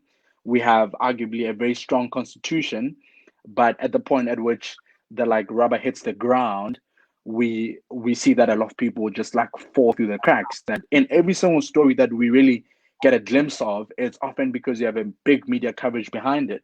That I'm like, in the stories and in the statistics that we now know, from gender-based violence to like police brutality, what happens when someone falls through the cracks, or what happens if the media just doesn't have enough space to be able to cover the story? That it's great that we have big like protest, but for me, it's about beyond the symbolic victory of charging a certain police officer for like a thing particular case. How then do you then say across the system, regardless of who comes and engages with it, regardless of whether they have media support or not, their case is going to be heard, their case is going to be properly prosecuted. And I worry that even government just responds to the cases that just get media spotlight, and those that don't get media spotlight, which is a big part of the cases, are just left to just fall within the cracks. Yeah. I mean, yeah, it's true. There is the politics of exposure that is a global challenge for all justice-loving people. But if we look at Marikana, for example, that was a massacre of minors that was televised, and still we've had a commission, we've had the Farlam Commission, and still there's been no accountability. The incidents of police brutality when students were protesting in 2016 for free decolonized education, some of us had our hands up. We were shot in the back. We sent statements to the independent investigative bureau, but nothing happened. So I think the structural violence is what we really have to begin addressing. And I think that's what's very exciting about what's happening in the US, is that people have realized that you can't go case by case. You can't look at this on an individual level. You have to look at it at a structural level. So thank you for that, Obakeng. Marc and Loubna, Amilcar Cabral has spoken a lot about cultural resistance. And you've both done work on studying hip hop. Well, Marc, you've done work on studying hip hop pedagogy, and Loubna, you've looked at ethnicity and culture. What do you guys think the role of the arts is in decolonizing education? Because we've spoken about a culture of violence, but what about building a culture of resistance? What role does the arts have in that? Oh, so we'll start with Marc and then come to you, Loubna. I want to answer that. Just one quick thing, because I think that this is important. Again, this idea of not just resisting structural violence, and the arts speak to this, not just resisting structural violence in the sense of the way that institutions sort of do harm to us on a daily basis, but also when we have these cases that show, whether it's George Floyd or Mike Brown or Breonna Taylor in the United States, or whether it's a case like Ahed Halat in Jerusalem, those kinds of cases are exceptional only to the extent that they, one, are caught on video, and two, that they end in death. But the state is brutal every day. So what happened to George Floyd in Minnesota was what happens every day. The extraordinary thing wasn't that the police used excessive force. It was that police killed someone while using excessive force. Every day the police use excessive force, and every once in a while they kill somebody. And by every once in a while, we're talking days, not years, right? So it's still common, but there's a 50%. Black people get beaten, or the use of excessive force happens for Black and brown people in the United States 50% more than white people. Similarly, in the Palestinian context and in the South African context, the state uses violence against its citizens all day, every day, right? And then every once in a while, when like Ahed gets shot, it's like, oh my God. But there's illegal stops and searches and frisks and beatings and shootings in Jerusalem every day. And so that's the extraordinary part. And so that's key. And I think part of what the arts help us do is narrate those experiences. They create room and they create space for us to be able to tell our stories, so when I listen to Tupac, or I'm listening to Kendrick Lamar, or I'm listening to Nas back in the day, my era, or I'm listening to Chance the Rapper now in the United States, just as some examples, or No Name, who's a wonderful rapper out of Chicago, who's also doing abolition work. When I'm listening to these artists, I'm hearing what everyday life is like in the ghetto, in the hood, in economically deprived neighborhoods, and I'm able to understand the pain through daily life. So for me, the arts are an opportunity for us to intervene.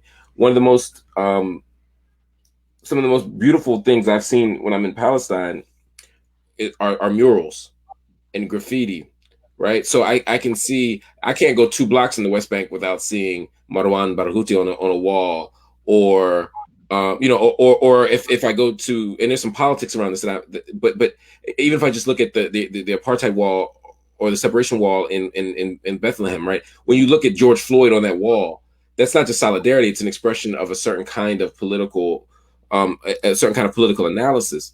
And so for me, the beauty of art is that it can tell those stories. And so I'm looking for art to do more of that, right? I'm not just in music, but in theater. I mean, if you think about Bawalian Theater of the Oppressed or Hakawati Theater in Palestine, or, I mean, there are all these spaces where people are telling their stories and pushing back that I think are so beautiful and inspiring. Yeah, I think, Marc, thank you for that. I think that it's just such a wonderful explanation. I think culture is the means in which we can collectively make our stories known, not just to our own selves and to future generations, but to other communities and other geographic coordinates and places in the world. I think for me, like when I think about cultural production or arts and resistance, it's very important to think about, if colonization and racist state violence works as well on the land and the body as it does on the mind, then we're in for big trouble, and Ahed earlier talked about, like, how do we do the work of liberation if we don't live within a society that can accept a diversity of political thought, that can accept people having their own opinions, an expression of those opinions, a space for a collective synthesis and collective sense of agreement to come to that. And I think the work of cultural production should and is exactly that. It is about communities coming together to produce something that defines them collectively. And I think one of the dangers sometimes that we feel that we have with art, arts and cultural production is the way that it's sometimes misinterpreted to be hollowed of its historic meaning or hollowed of its collective, the collective people and communities that produce it. I teach ethnic studies in a classroom every year. When I ask what do you all want to learn this quarter, everyone says, I want to learn about different culture. I want to learn about different people's cultures. And I know that what they mean is I want to learn about food and dance and cultural garments that people wear. But we're not necessarily thinking about culture as the rich histories of resistance that produce those items as, icons of someone's history. So even in the Palestinian context, when we think about the keffiyeh, we see people all around the world wearing a keffiyeh. But do people have this intimate relationship with the keffiyeh and the stories of peasant revolt that it represents from Palestinian history, the relationship of Palestinians to their land, and how we didn't see land as a property for, being ravaged and owned and commodified, but that land was a guide for our lives, for many of our village-based communities? Or does the keffiyeh represent the guerrilla insurgency that it once represented for the Palestinian radical tradition, So I think these histories that accompany cultural icons and artifacts and the production that we do in arts is really, really important, because if we don't make our own stories, we'll be erased just as our landscapes and communities are being erased. There's so much to unpack there, but we're gonna come back to some of these some of these issues that you've both raised so eloquently. Janna, to bring you in, because you've got a lot to say as well. You're wearing a keffiyeh right now. What does it symbolize to you as a young Palestinian? And when you see other people in solidarity with Palestine, do you feel that there is a complete understanding of the history, or do you think that through your journalism, you're hoping you can also really interrogate some of the overlaps between different issues? So I had mentioned for women in Palestine, there are struggles. For youth in Palestine, there are struggles. But also as a student, you're juggling being a journalist and you're juggling being at school. How do you balance these things? Of course. So about the keffiyeh, of course, the keffiyeh really reminds me of a lot of things.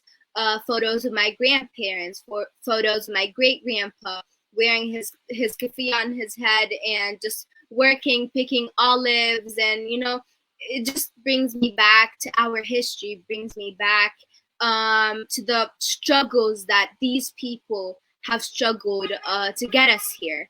It brings me back to how my grandpa went to jail, and then he got, deported out of Palestine for tens of years, and how I literally saw photos of how he reacted when he first came to Palestine, which is amazing. And just wearing this keffiyeh, it gives me all these flashbacks, and all these, things just come in my mind. It brings me back to the Nakba, to the Naksa, the first Intifada. It brings me back to everything that we as Palestinians have been through.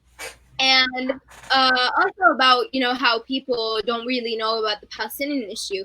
As you said, I try to use my journalism as a way of documenting things that are happening and sending the truth to the people around the world. Like sometimes when I went to America, for example, I'd meet someone in the street and they'd be like, "Hi, where are you from?" I'd be from I'd say I'm from Palestine. They'd be like, "Pakistan?" I'd be like, "No, Palestine." And then when I bring up Israel, they'd be, "Oh yeah, that's right next to Jordan." And it's annoying because people know Israel as the only democracy in the West, in the Middle East, and they'd be like, "Oh yeah, Israel is beautiful," and they literally know nothing about Palestine. For example, they went to Turkey. The literal only thing they know about Palestine is Gaza. They think that Palestine is just Gaza. And, a lot of people suffer in Gaza. We're not saying that they don't, but Palestine is all Palestine. People are suffering everywhere. People are getting killed in every single place in Palestine, getting arrested. And I want to also talk about our struggles as Palestinian students. So, education under occupation is what we call it. Education is under occupation is extremely hard. It's not easy because, for example, our movement is controlled through military checkpoints with armed soldiers, and there's always danger and uncertainty in our daily lives. For example, I'm just going to talk about myself a little bit. My school is in Ramallah, which is about 20 to 25 minutes away from my home village, Nabi Saleh. So every day I go to my school and everything, and I personally face 2 checkpoints. The first checkpoint is the hardest. It's put on the entrance of the village. And obviously, checkpoints in the West Bank are not checkpoints. They're basically just blocking the street, and soldiers would just go back. There would be no soldiers sometimes. They just block the street, and we cannot go in or cannot go out.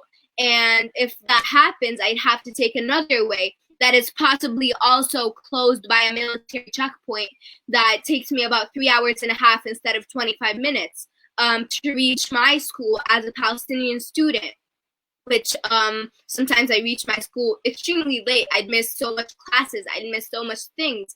And as students, for us students, it's extremely hard for us. And the journey to school is extremely dangerous because even on checkpoint, you might get killed, you might get arrested as a child. And as children, we also face extreme hardships and violence. For example, as I said, we children can get arrested.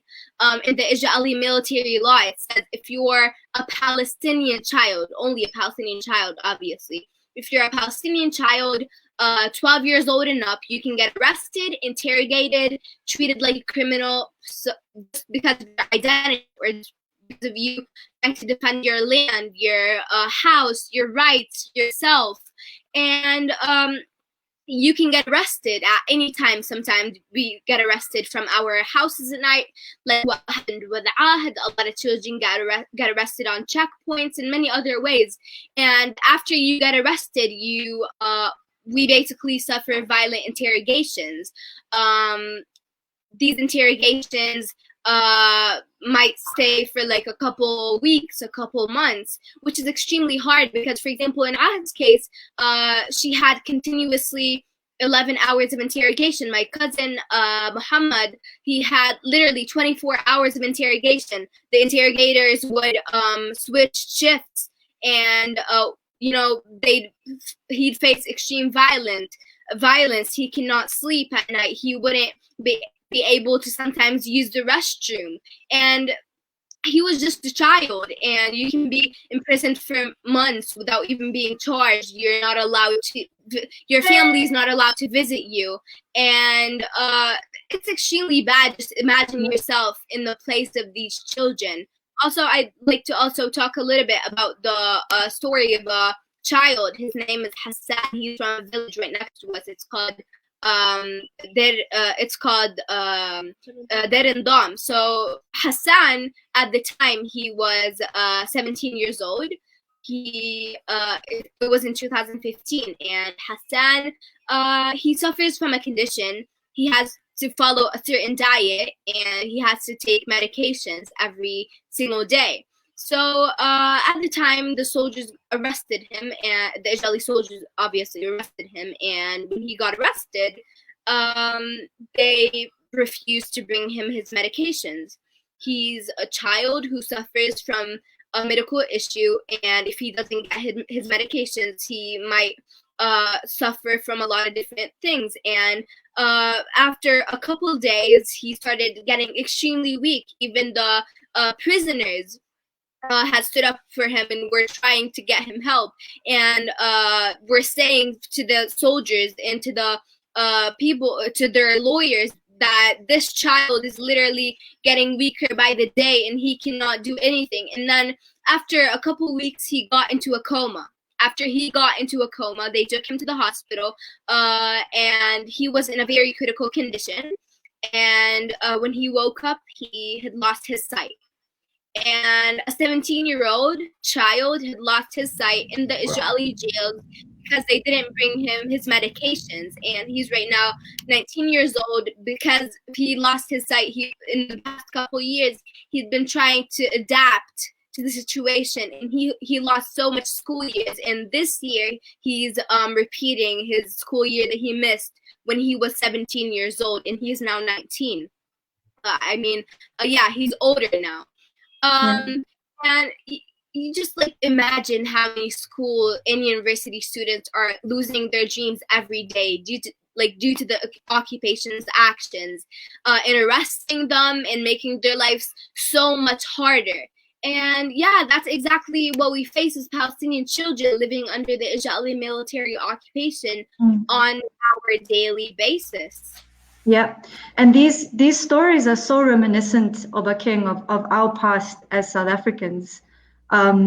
So it really is difficult to hear what you're saying, Janna, because some people describe Israel as the last colony in a post-colonial world, and we can debate that, because when we say post-colonial, so much of the world represents the systems and the structures that colonialism created. So can we really say that we're post-colonialism? And Obakeng, I'm going to bring you in here because you're studying development.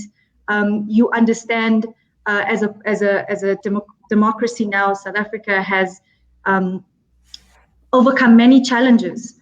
But when it comes to development and decolonizing what that means, and creating the reality that we want for our country and for the world, how do we go about grappling with the contradictions that we come across? Development is a very fraught concept. So I just want to hear what some of your thoughts are in terms of decolonizing education and studying development as a student.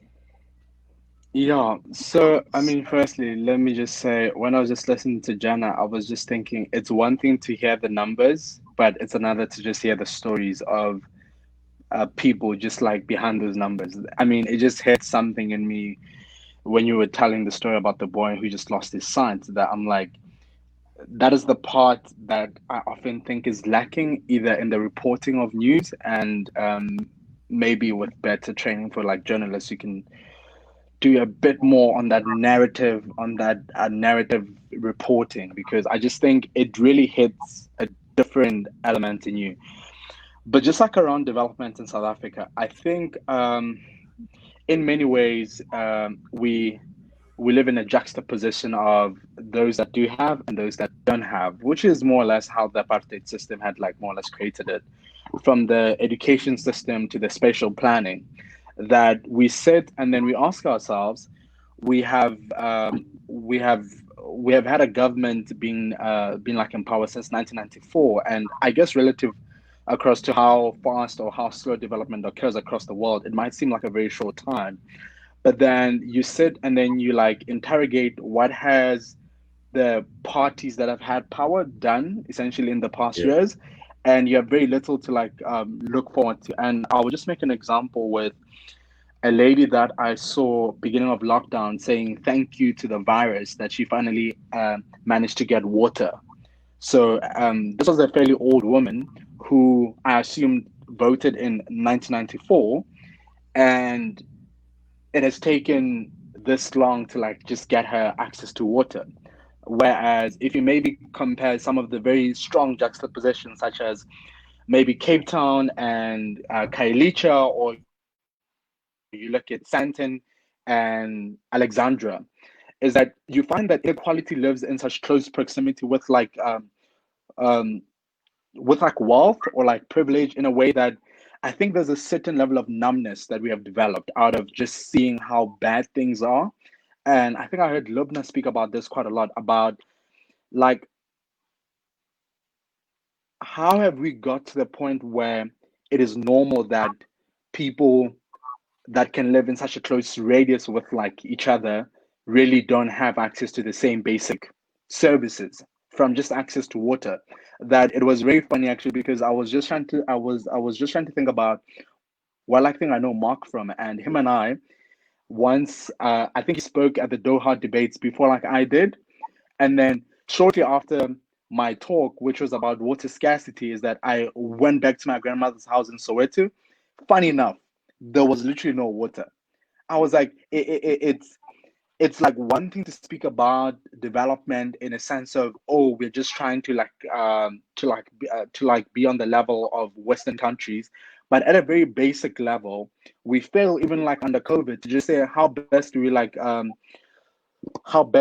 preserve people's lives. And the key part of it is that people have to wash their hands, people have to keep good like hygiene. But if you have people for the past 20 years odd who have just not had access to something as basic as water, what then like happens when you then have a department of basic education that wants to suggest that a use of devices, by devices I mean iPads, tablets, is the way to go in thinking about education reform, when then you sit back, you're like 78% of South African grade 4 students can just not read for meaning. They just don't understand what they have read.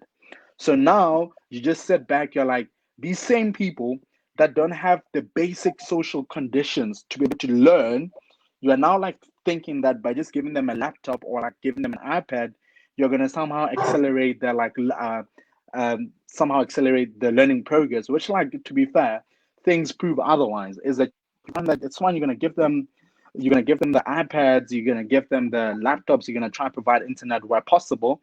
But for those people, the key biggest concern is, do I have food to eat? If not, I am probably going to sell that iPad.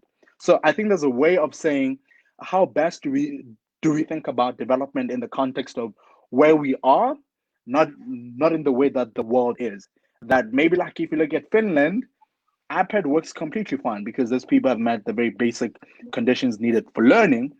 But you come back to South Africa, you're like, there are so many people who just live below the poverty rate, and the challenges we just even have with the strength of our curriculum.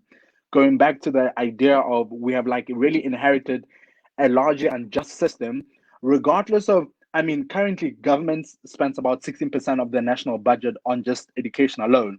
6% of their GDP is spent on education every single year. That is around about 260 billion. That is a lot of money. We spend more than our neighbors, but our outcomes prove otherwise.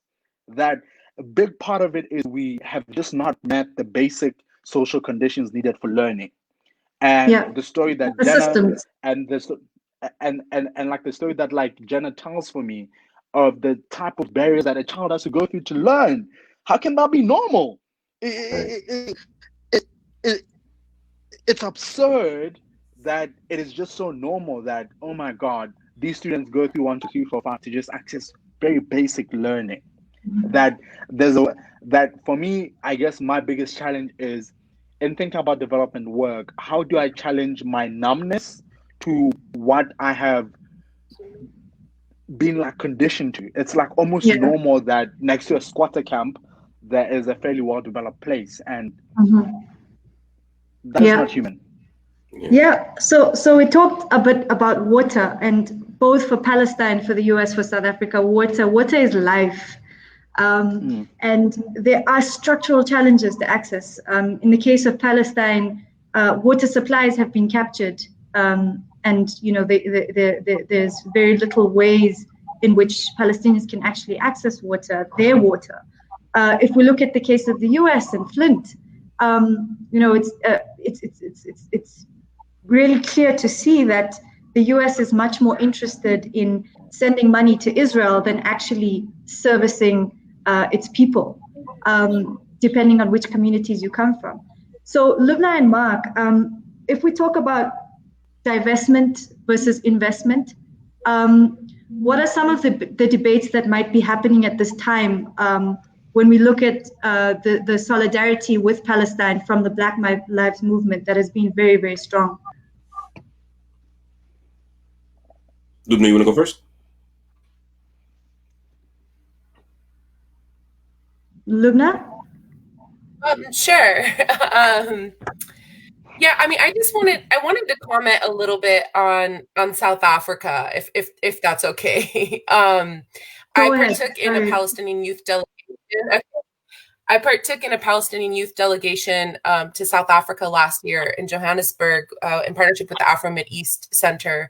And I have to say, in our visit, Obakeng, as you were speaking, in our visit to Soweto, we learned about Hector Peterson. We visited the museum, and one of the real things that like struck a nerve with so many of the Palestinian youth, we were coming from all over the world, was this parallel understanding of how Hector Peterson's image, the slain schoolboy during the 1976 uprisings, how much it paralleled our feelings about Mohammed al-Durra in 2000, the young schoolboy who was shot hiding behind his father in the Gaza Strip.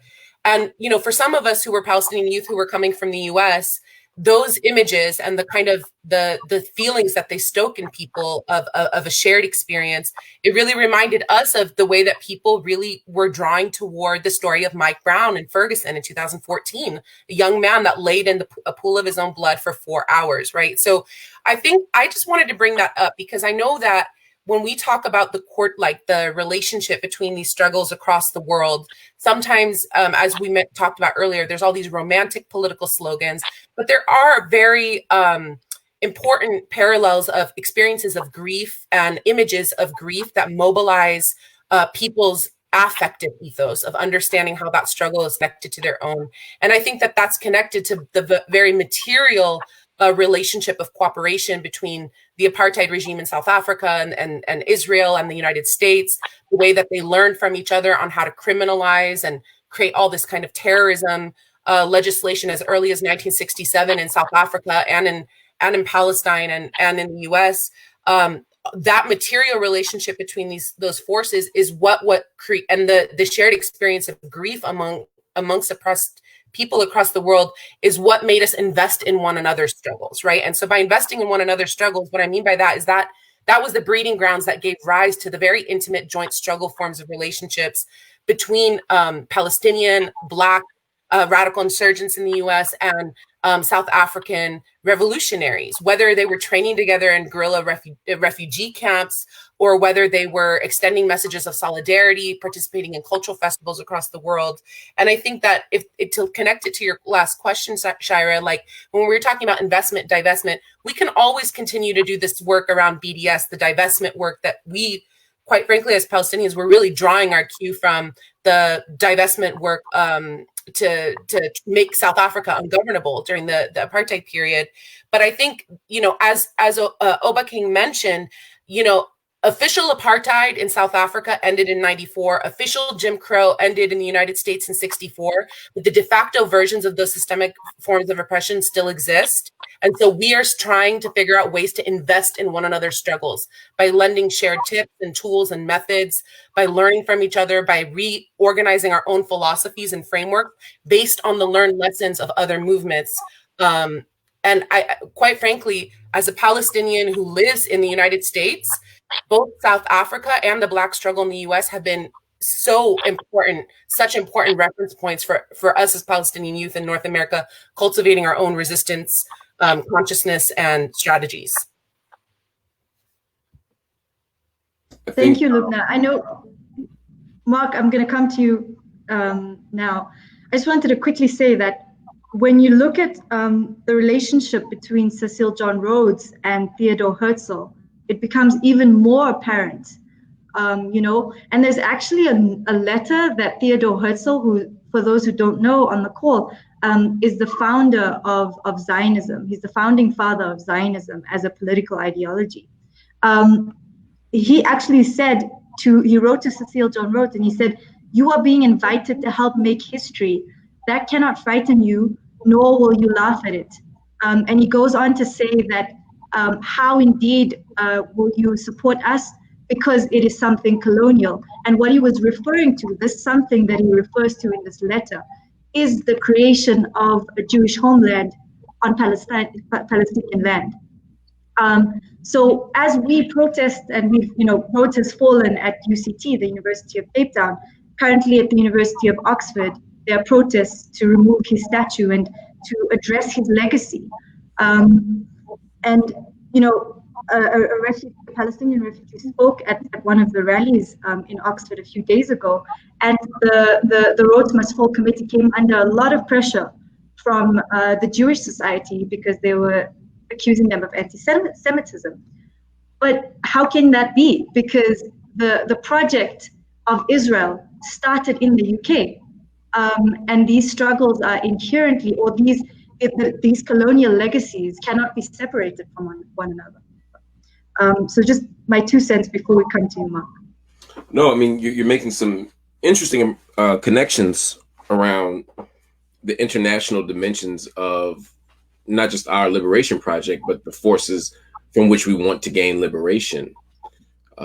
That's an important piece of the analysis here. Your question was about sort of Black Lives, with regard to Black Lives Matter, what we're asking for, what some of our demands were, and some of the political work that's happening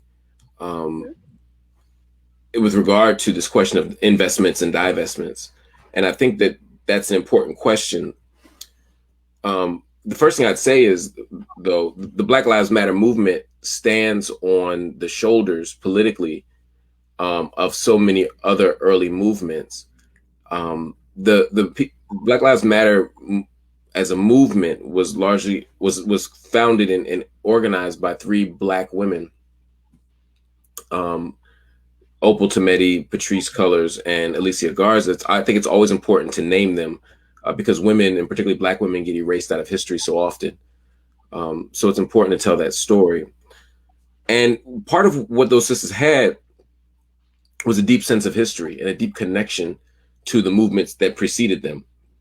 And so when you look at Black Lives Matter, part of why Black Lives Matter is such a robust political movement is because it was never parochial. It was never local. Black Lives Matter was never just about what was happening with Trayvon Martin or with Michael Brown in Florida or in Missouri. It was about state violence, but it was anchored by an understanding that state violence, and this was Janna's point earlier, is that the state violence that we experience is connected to a global landscape of violence, right? Global structures of power, global mechanisms of capital. I can't understand what's happening in Ferguson if I don't also understand what's happening in South Africa, you know, or Venezuela.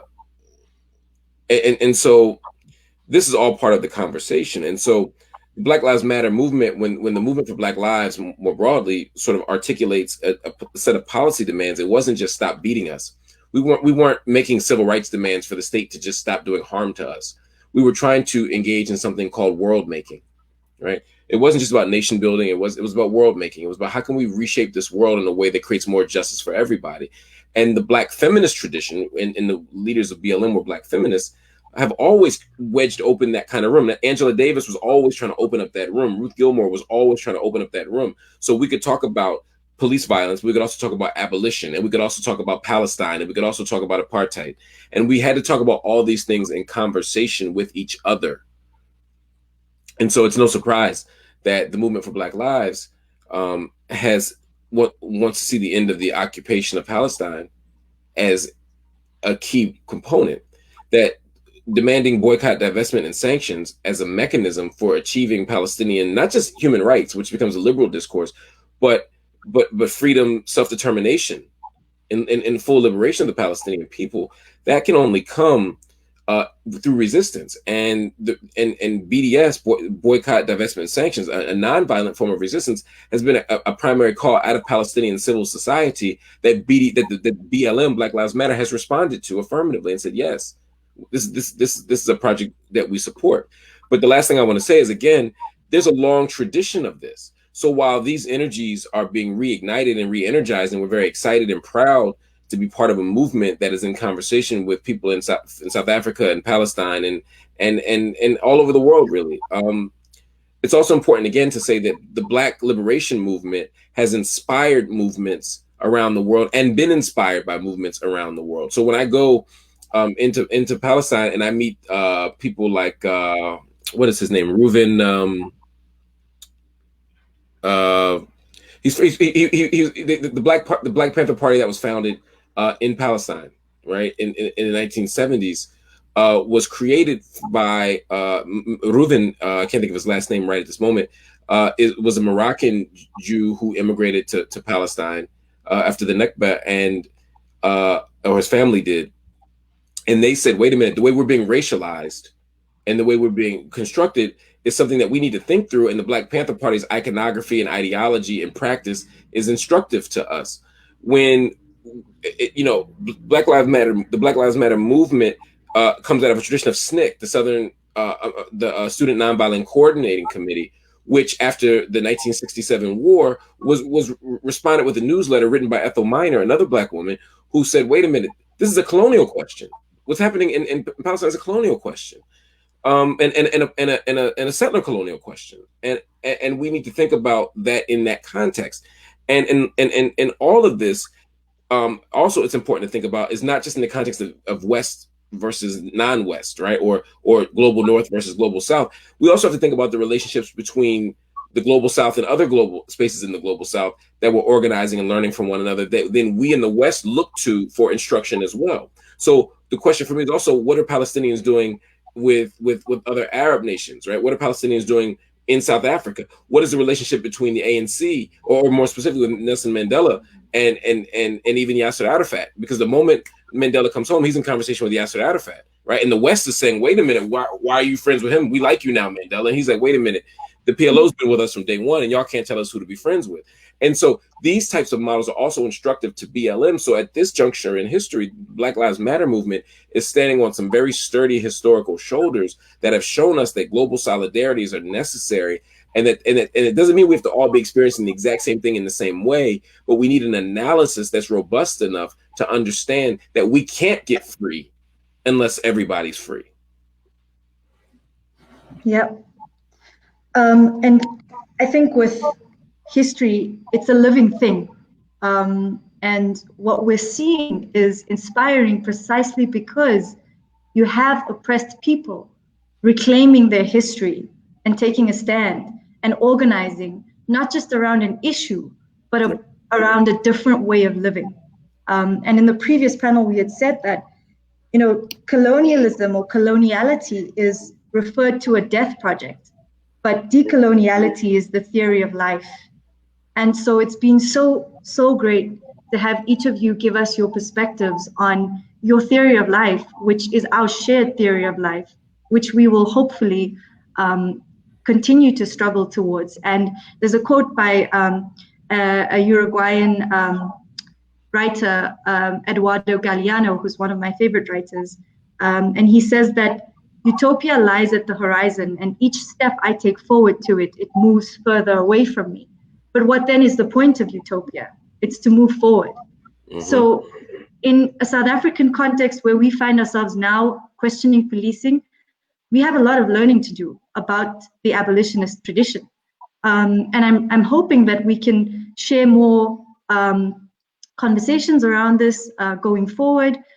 We've also got some readings that we've put together from a Global South perspective around police, around the colonial roots of policing, and around decolonizing what we understand about policing in our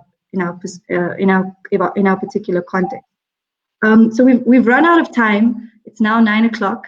I'm just going to give each of you a chance to give your closing comments, and then we will hopefully not say goodbye forever, but just we'll talk again soon, inshallah, God willing. Janna, do you want to start? Of course, yeah.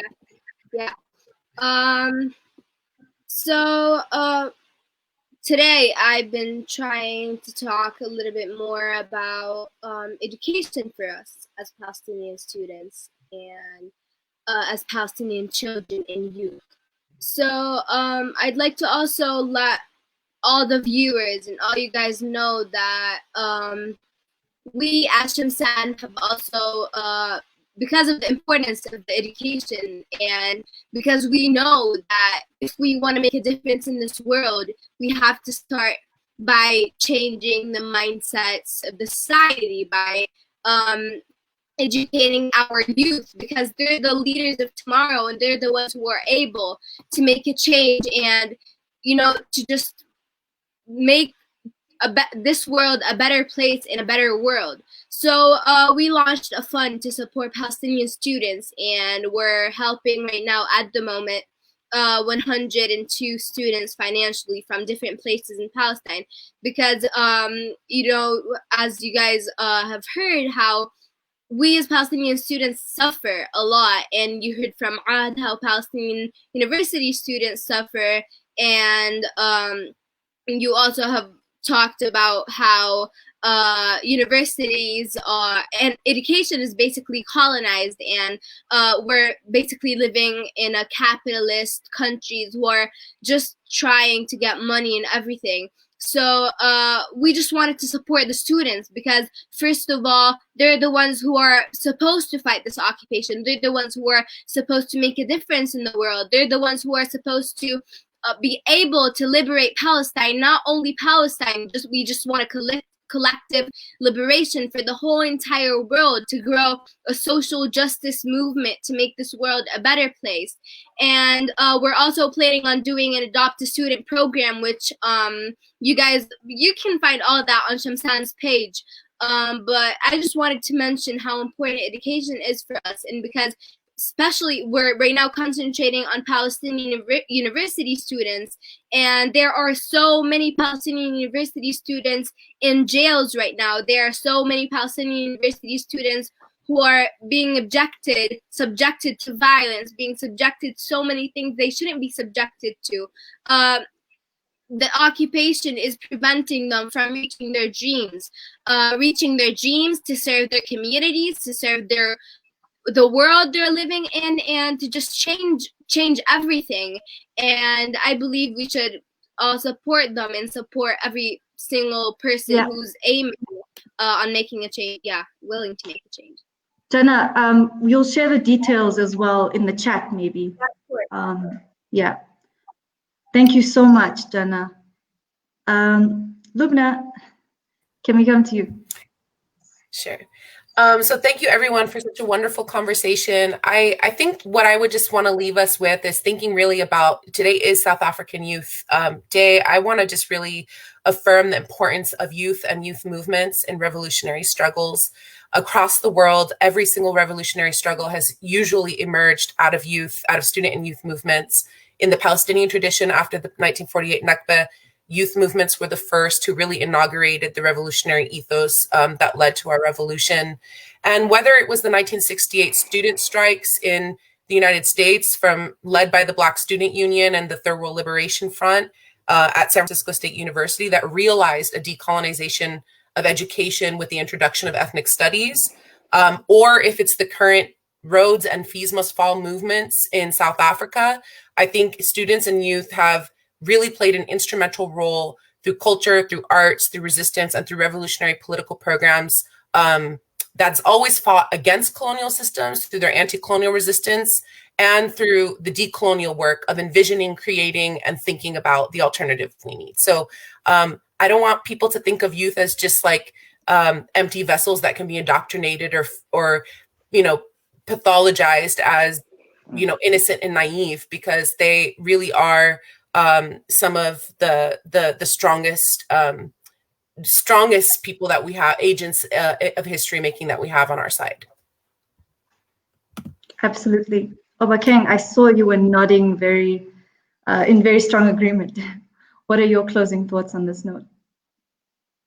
Yeah, so I mean, I just think last week the Constitutional Court of South Africa made a very strong remark on the Electoral Act, which like previously meant that to be able to run in the country, you had to be part of a political party. And hopefully in the next 2 months, we can have a hybrid of the two. And as Loubna was just speaking about the age issue, I think in Africa and in South Africa as well, is that the like average age of a citizen across the African continent is 18. The average age of a South African is 26. Those are largely young people. And there's a world where then we begin to say, how do we take part in politics, not just as spectators, but actually be part of these hard conversations to say, we tried to do 1, 2, 3, 4, 5 in this political machinery, and we failed by 1, 2, 3, 4, 5. And for me, what is really, really interesting and what I'm looking forward to is that by the year 2024, hopefully we have figured out a way in which we can let independent candidates and political parties run. And I think that's really going to bring a different level of competitiveness to politics. It's going to bring a whole different level of accountability. But then also it's going to be a system that is not like without fault, that it too we are like going to criticize and keep on refining.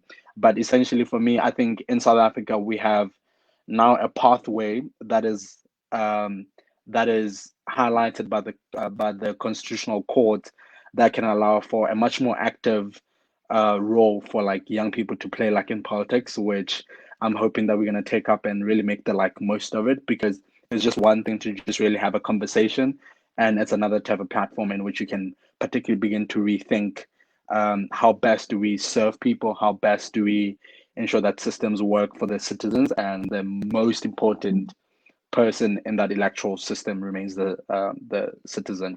So I am looking forward to seeing the role that I think young South Africans are going to play, given particularly from now up until when Parliament is supposed to report on the Electoral Act amendments, because I think we have a role in co-designing the policy and the framework that we're going to be held by when it comes to the electoral system that we're going to adopt, hopefully by 2024. That's great. That's great, Obakeng. As you were speaking, I was thinking about a very poignant quote from an activist who is an Iranian American from, obviously in the US. Her name is Hoda Katebi, and she said, "You can have a seat at the table, but still be on the menu." So while we, look at these opportunities in politics, we also need to not forget that organizing on the ground, on the streets, being on the picket lines, understanding what people are saying outside of just the political elite spaces is what really will bring the change.